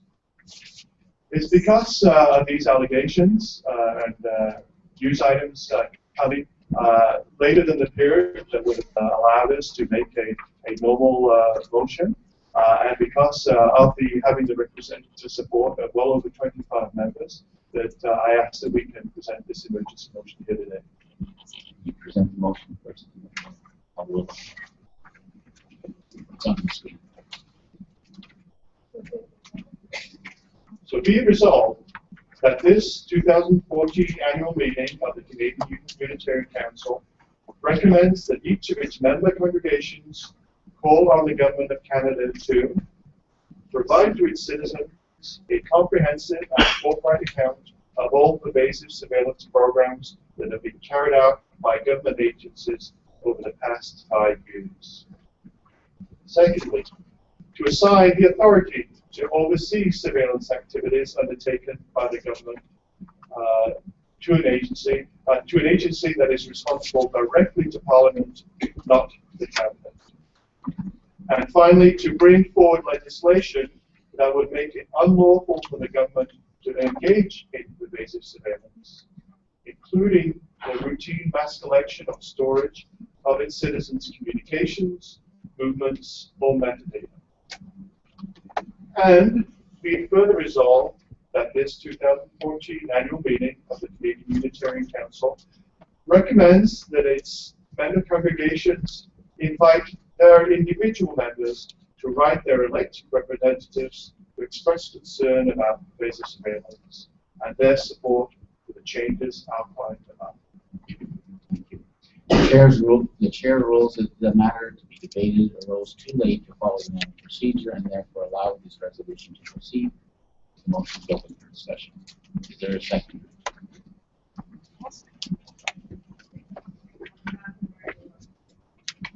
Any questions? Or I guess, Calvin, you have the first opportunity to speak to the motion. Thank you. Before I speak to the motion, I would like to acknowledge the work of Jack Dodds, First Unitarian Congregation of Toronto, who was the key quarterback behind this motion, and of the 30-plus members who put their name forward on this particular motion. Jack would have liked to be here today. As I would like to propose an amendment to the background of this particular paper, and it speaks to the numbers that I mentioned earlier that came out of the Privacy Commission report. Mr. Chairman, I believe I gave you a copy of that amendment last night. Is it available? You did, but it's not actually a part of the resolution, so just it's adequate for you just tell us what the changes in the background. So this would be a paragraph to be inserted into the background. The Privacy Commission of Canada on April 30th, 2014 released information that government authorities make data requests to Canadian telecommunications providers more than 1 million times per year, that more than 700,000 users or accounts per year are subject to disclosure, and that the providers do not inform the affected customers that their data has been disclosed. Anything else you want to speak to the motion? If I may. So, thank you, Mr. Chair, fellow delegates. It's not only the sheer volume of the surveillance that's being taken place. It's as much the pure nonchalance of the government and the ministers in accepting the legal challenges and the moral issues that are associated. As Unitarians and Universalists, we can further promote the importance of democratic processes in society at large. And how can a democracy truly function where its citizens are not free to associate with whom they want, where they want, without government interference? I think it's important to recognize that often we ourselves are engaged in social justice activities that, while being lawful, may not be considered desirable by certain elements of government. Do we want to live in a society where our activities and our observations are monitored by government? Where will that actually lead us in the long term? What will be the effect on the human spirit if we know that our movements, our conversations are being monitored by authorities? For these reasons, I ask for your support in this motion.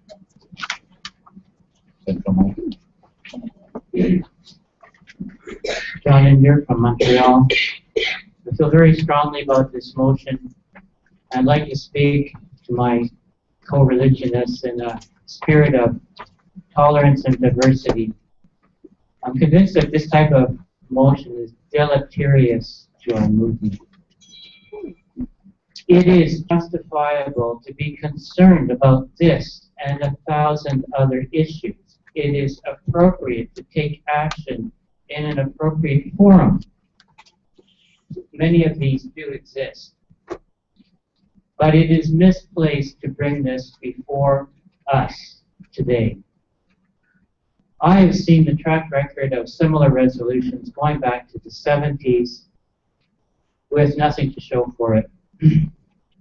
You have to think of the cost-benefit analysis of what you're doing here. People have flown from Calgary. We have a precious time to be together, to inspire ourselves as a movement. People have used the word religion. This is our focus. We have challenges to make this live. We should not be sidetracked. Flying in from Calgary, being here, taking time at this meeting is not appropriate. There are things which are appropriate, which link directly to our mandates, why we are here. We have made strong statements on gay marriage, gay, lesbian, bisexual, transgender issues. This was appropriate. This was courageous. This was good.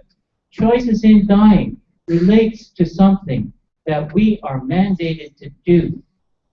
And we have financial resources, human resources applied to this task.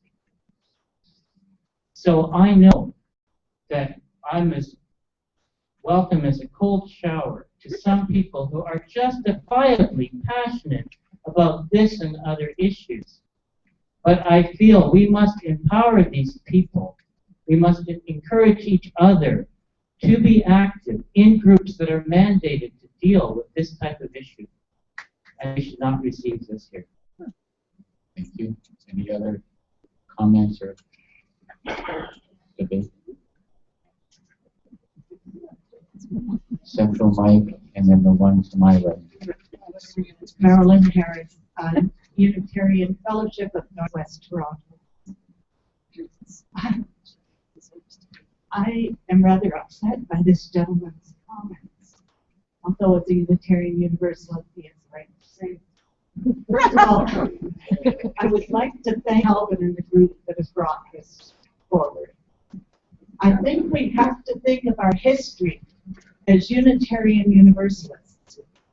We've been heretics in the past. We were burned at the stake, some of us. We were shunned. We've not been allowed to our religion or our yes, at that time it was a religion, more so than now. But the thing is that there's nothing to say that this won't happen again. We have a lot of people in our country, and especially to the country south of us, but perhaps it's going to happen here too, that are really strong and right-wing people.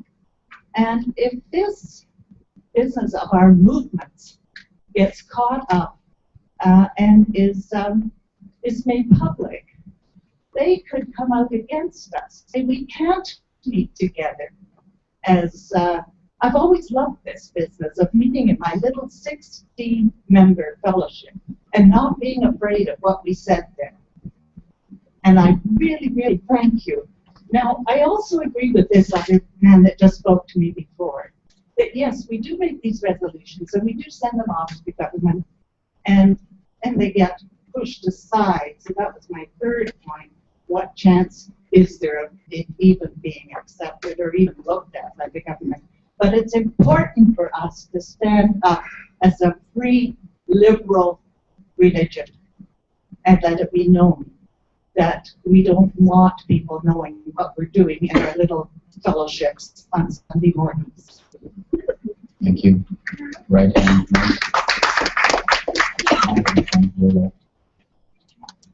Helen Jacobino, Toronto First.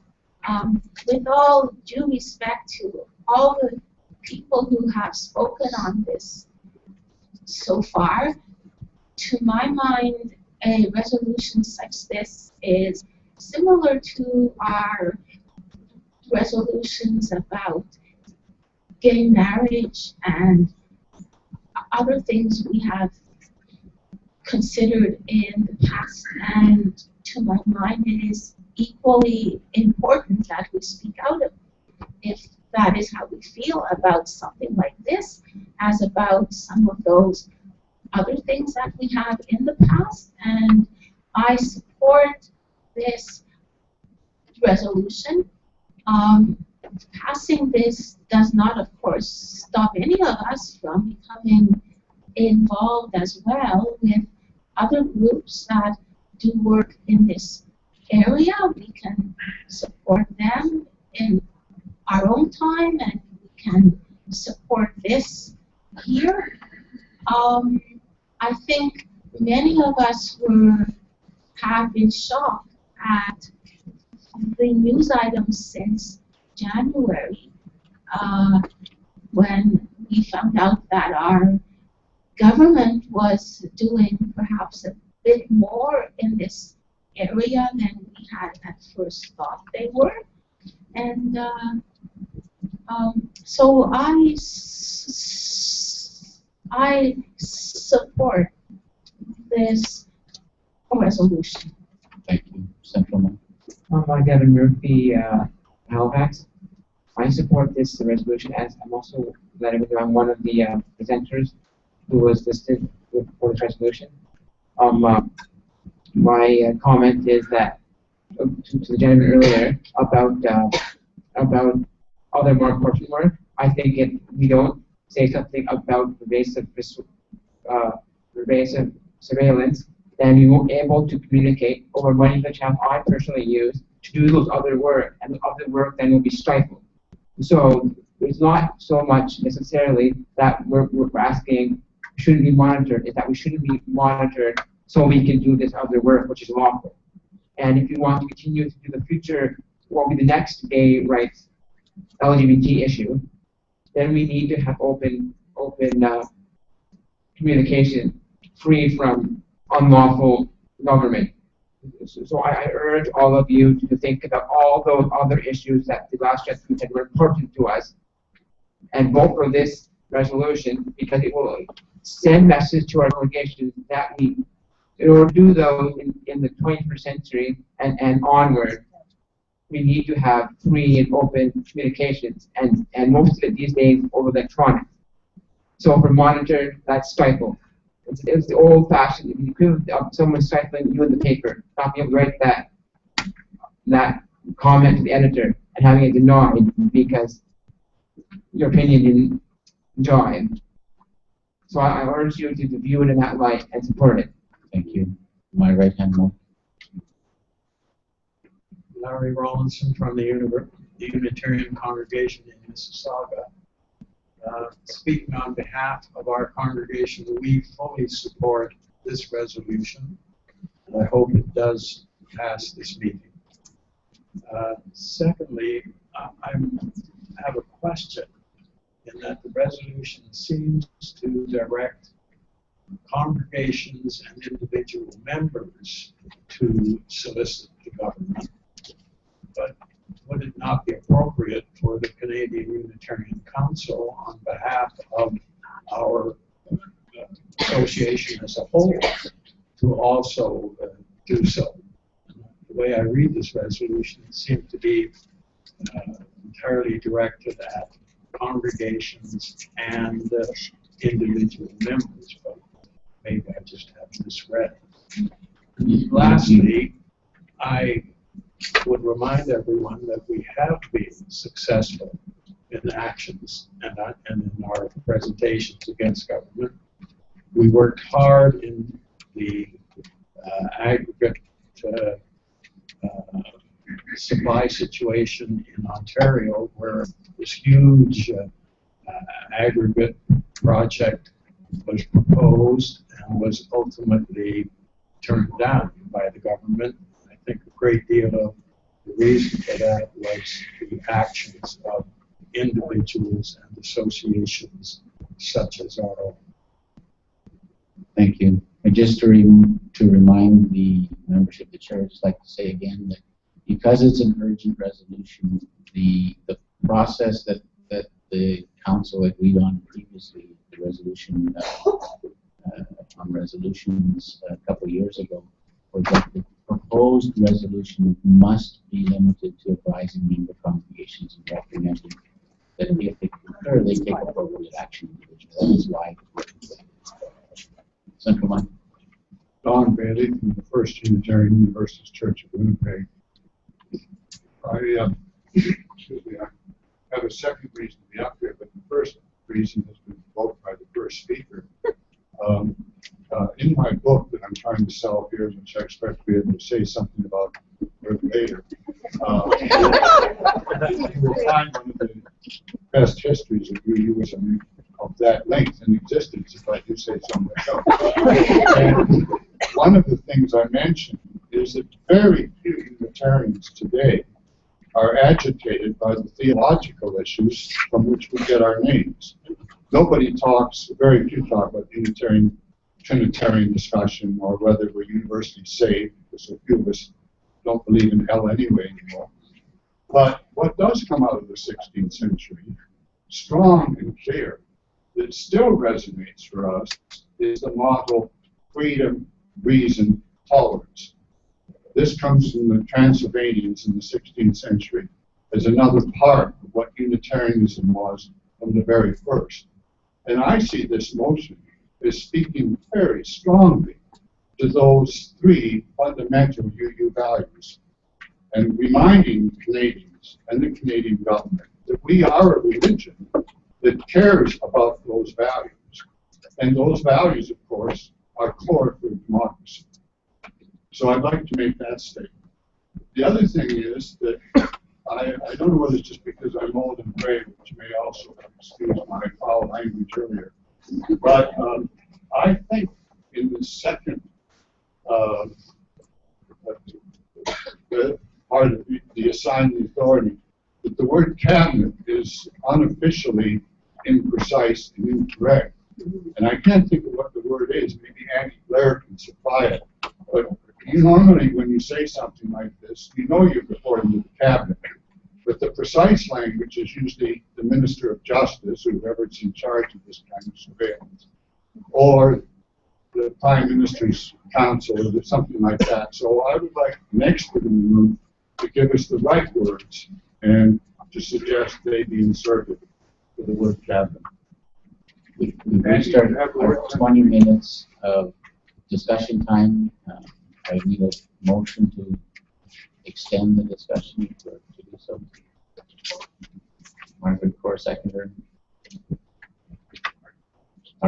All in favor? For how long? 10 minutes. Vote. Carried. Vote.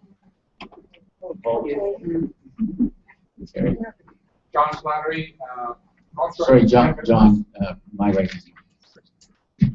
Dan Cougar, North Shore Unitarian Church. I'm fully in support of this, and so is my congregation. I think fighting for social justice causes and making sure that our country is free and responsible in its search for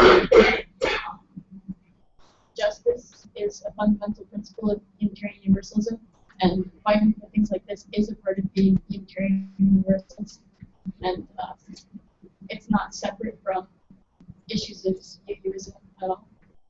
One thing I would like to call on is it says to call on the government of Canada, but I think that's a little bit exclusive. I think in today's political climate, we've often found that our government hasn't exactly listened to the people of Canada, and Unitarian Universalism, as much as I love it, is a very small portion of the population of Canada. So I would like it to call on the people of Canada at large, and also the larger UU community outside of the congregations, which would include the young adults and the youth. Are you proposing an amendment? Yes, I am proposing an amendment. And I would also like to say that a letter writing campaign might not be the most effective way to express concern about this. Because as I said, the political climate that we're in, Unitarian Universalists are a very small portion of the population of Canada, and us writing letters helps. But to get involved in a larger way, in larger discussions with communities, and in a larger political movement to create the country that we want to live in, is perhaps more important than writing just letters. Could I suggest maybe that you step aside for a bit and we'll carry on, and you could write the exact amendment and then we can vote on that. When you're ready, just come back to the mic. Simple. John Slattery, also North Shore Unitarian Church. I also fully support the motion as written, and I feel very strongly about this particular one because, as another speaker has mentioned, this strikes at one of our ancient, very fundamental principles: the ability to speak out, the ability to say what we think, in a sense, in an atmosphere of safety. And this kind of government action speaks directly against that. But for those who feel that it's not going to make any difference anyway, that whoever listens to us, well, we've heard some answers today in terms of the formation of coalitions. There's one quotation I'd like to leave with you now, which speaks to this very fundamental issue of speaking out even though we may feel at times that nobody's listening. This is from something called Summer Meditations by Vaclav Havel, a name that some of you will recognize. He spent years in prison under an oppressive political regime before becoming president of the Czech Republic. After his retirement, until a few days before his death, he devoted his energy to organizations working for human rights. And this is what he wrote. If I talk about my notion of the kind of values and ideals I wish to struggle for, this is not to say that I am entertaining the naive hope that this struggle may one day be over. Evil will remain with us, and humankind will not stop destroying the world. I have few illusions. But I feel a responsibility to work towards the things I consider good and right. I don't know whether I'll be able to change certain things for the better or not at all. But there is one thing I will not concede, that it might be meaningless to strive in a good cause. Thank you. Thank you, Jim.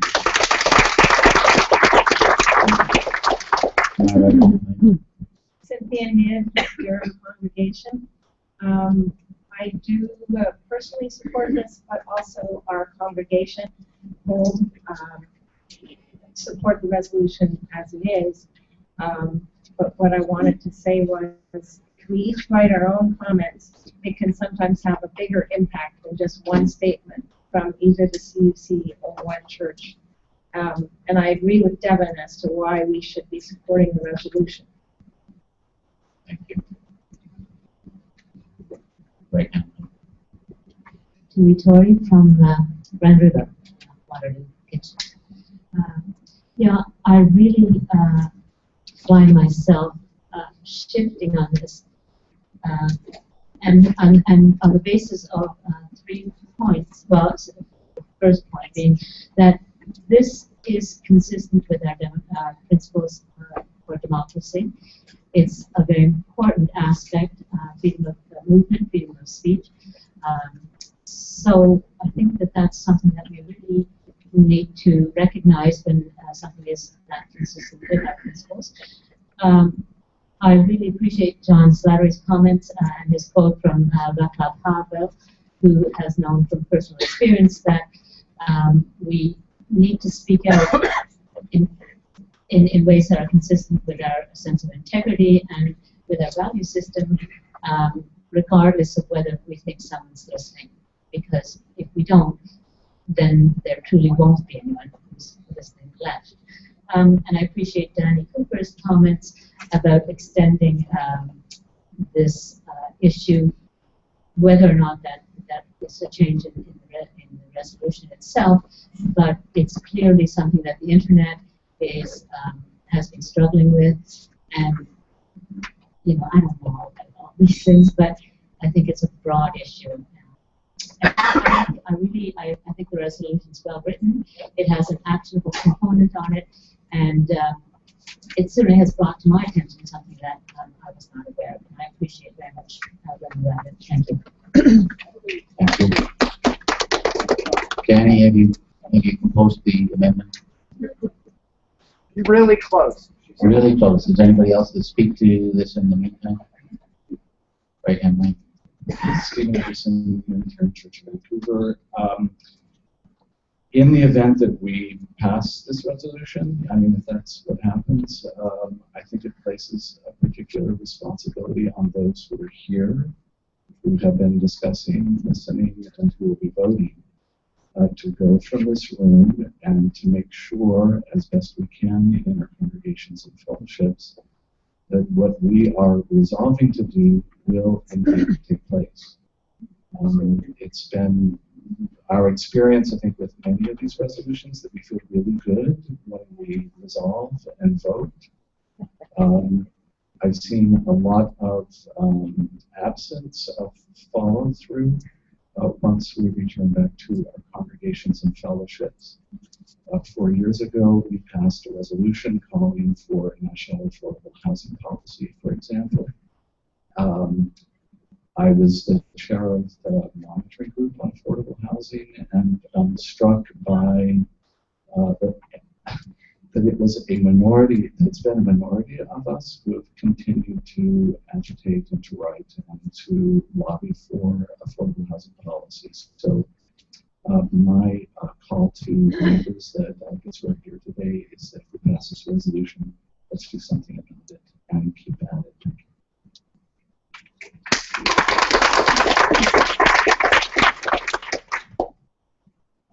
Mike on the right.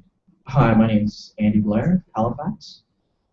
Just to follow up with Don Bailey's point, the cabinet officially is called Governor and Council, but I'm not too sure that you actually need to put that in the resolution. I think cabinet basically says it, and it's not a legal document necessarily, so it doesn't have the exact wording.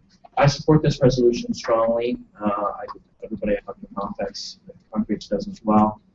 Just to follow up on the last speaker's point, that I think that one of the problems is in Canada is that Canadians seem to be a little bit apathetic about this issue, about their undermining of their own rights to association, privacy, etc. This is interpreted in Charter Section 8 of the Charter of Rights and Freedoms, the right to against unreasonable search and seizure, that's widely recognized as encompassing privacy rights as well. So this is a charter question, and it's unfortunate. I think more Canadians aren't out in the streets about this like they are in Europe, and that's one thing that we can do: hold public meetings at our congregations to inform Canadians about what's going on. That's maybe one thing that we can contribute as Unitarians. Chair will recognize Dan Cooper again with the amendment. Sorry, before we continue, I need a motion to extend for another 10 minutes if we can carry on. 11 and 5 minutes. Okay, motion for extension for 5 minutes. And Brian, I see you second there. I just wanted to reiterate that the reason I'm bringing this motion forward is because I've heard many people speak to the tendency of Unitarian Universalists to really look at the internal. And I think the future is in the external. It's in getting out there and making action in the larger community. And I think that's what's going to get us noticed as a religion. That's what's going to keep us relevant. That's what's going to draw people to our congregations. Yes. And so I'm proposing this amendment. I'm just going to read it from here. Therefore, it be resolved that this 2014. Therefore, it be resolved that this 2014 annual meeting of the Canadian Unitarian Council recommends that each of its member congregations call on the government and people of Canada to all of those resolutions. Be it further resolved that this 2014 annual meeting of the Canadian Unitarian Council recommends that its member congregations invite their individual members, the larger community, and larger communities of Canada to write their elected representatives to express concern about pervasive surveillance and encourage larger organizations to promote the transparency of government surveillance and to promote legislation that would make it unlawful for the government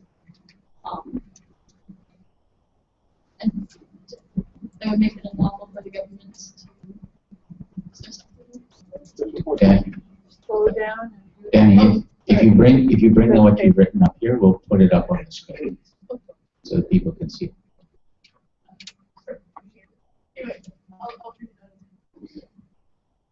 The third point, bringing forward legislation that would make it unlawful for the government to engage in.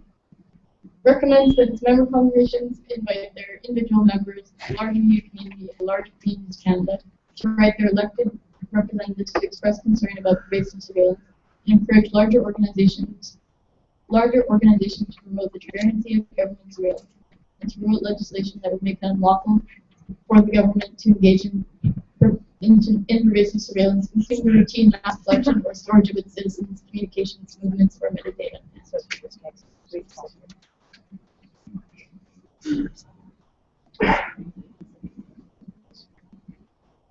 Is there a seconder for that? Is there any discussion around the amendment to the?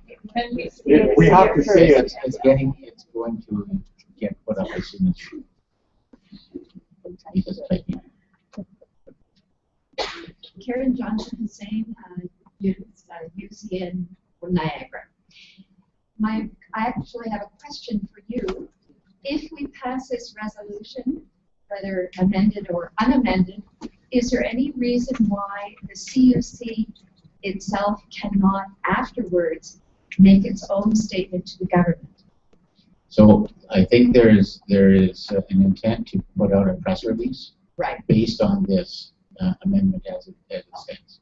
That's all I wanted. If it passes. Right, if it passes. So individual members can do it, but it would also come from the big guys. That's correct. And there is provision in the urgent resolution for the president of the CUC to make a statement. Okay, thank you. Are you speaking on the amendment or on the motion itself? So the discussion on the floor right now will be on the amendment. Any other discussion? It'll be up in a moment to see all the works, but any other discussion on the amendment to the motion? I'll wait for Vita to complete putting it up there. Art Brewer, First Unitarian in Toronto.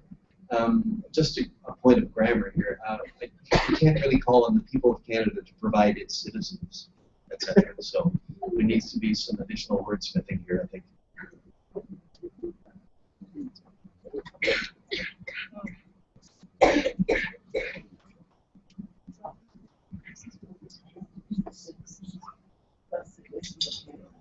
It would be on the amendment. I agree with the last comment. I think the intent is good. It's whether the wording itself then runs the risk of defeating the amendment if the wording isn't quite right. Could you scroll it up a bit? The bottom part is the official one. It's in my head.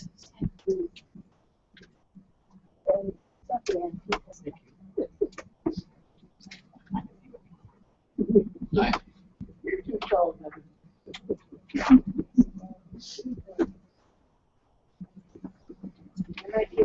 going to make this complicated, I'm sorry, but I think I have to rule that this is a substantive amendment.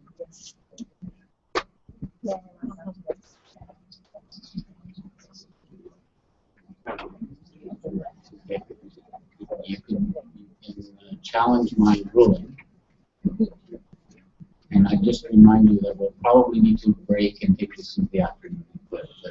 And you knew I would. Brian Kiley, Unitarian Church of Edmonton, I challenged the ruling of the chair and asked that the body be given the opportunity to vote on the appropriateness of this amendment. I think you need a seconder for that, do you not? Yes. Sparrow.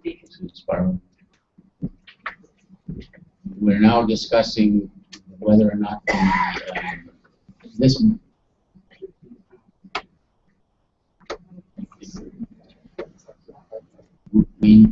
So what's on the table right now is whether or not this amendment is substantive or not. Is there any? I think we just vote on that. Well, I would simply point out to the assembled body that we have the right to overrule the decision that a substantive amendment is not allowed. And that's really the question that I'm putting before you, is that this doesn't feel so substantive that we can't consider that. And so can I have a vote on that, whether or not this is considered, whether the body feels that this is a substantive amendment or not? It takes a 2/3 majority of it. Can you help us be clear whether we're voting to defeat it? No, you are not. You're only voting whether or not whether my ruling that this is a substantive amendment stands or not. In other words, who agrees Brian Kiley's challenge that my ruling is a substantive amendment? My ruling that this is a substantive amendment is correct. So Brian's challenge. Who's in favor of Brian's challenge? Who's opposed? So Brian, your challenge carries. This is not a substantive amendment. I'm going to suggest at this point it is 10 to 12 that we take a break, because the way it's worded right now is not clear enough for you to understand what the amendment is. So we'll break for lunch and we'll carry this conversation on after lunch. And if I could get Danny to come and help craft the amendment. Before you leave for lunch, we have a couple of announcements. So just don't quite leave yet. Okay?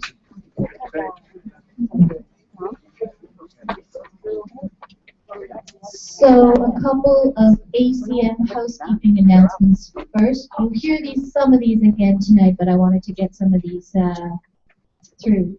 If you haven't yet registered for the annual conference and meeting, I think most of you have, because I see you have the name tags. Registration is on the second floor of that part of the hotel, right?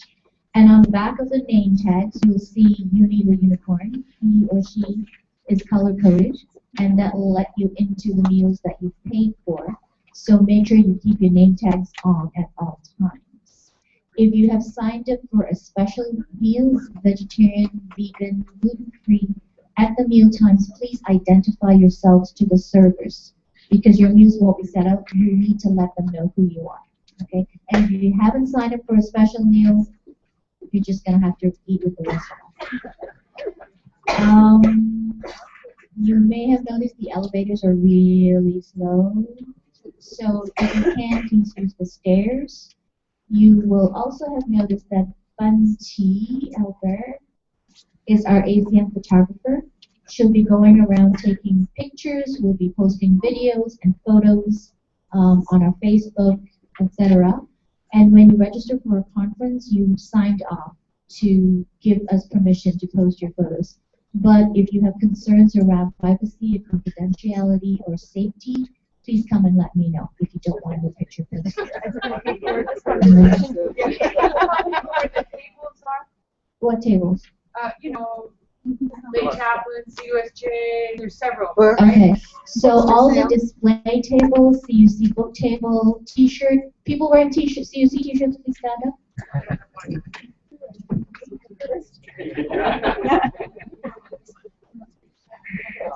So our first small step in spreading the word, whatever you want to call it. So the tables are all on the mezzanine floor over there, where most of our events are taking place: lay chaplaincy, social responsibility, women's association, etc.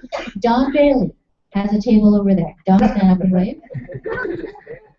Don Bailey's table is called Don Bailey, and his book is called Religious Explorations, and Don has been generous enough to share any profits between the Internet Council of UUs and the CUC. So please buy Don's book. Banner parade tonight.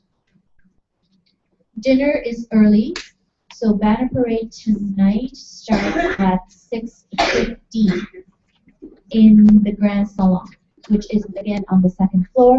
So if you're a banner carrier, any banner carriers? Okay. If you're also in the choir, I'm sorry, you're gonna have to pick being a banner carrier. So eat fast. You have to gather in the salon at 5:45.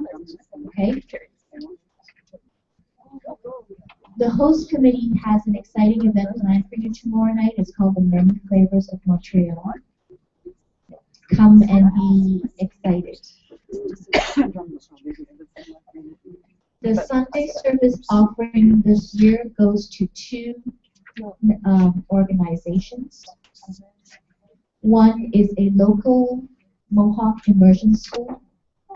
The other one is the National Native Women's Association. And so all the proceeds from the Sunday service collection will be shared equally among these two organizations, and the information is in your program guide. We, the CUC, are looking for a parliamentarian. Jamie Dunton is retiring, so if there's anybody in the room who is or knows of someone who is familiar with rules of order and parliamentary procedures, please email board@cuc.ca. And we are trying our social media wings. If you have a Facebook account, post. If you tweet, tweet. If you have a blog, please blog about it. So we want to spread the word that we're here. Ella? Sheraton lowercase. Sheraton, or yeah, or sign in with your room. What's the hashtag? So we'll reconvene at 1:30. Sorry. In the meal cost. What's the hashtag? Hang on a second. Joanne, you mean in terms of the meals that you've purchased? Yes. Yes. The not gratuity, sorry, just the hotel taxes have been included. So, You can if you would like to. Yeah. At your disposal. And so we reconvene at what's the hashtag? The hashtag that I Hashtag. used at CUC ACM 2014. ACM 2014.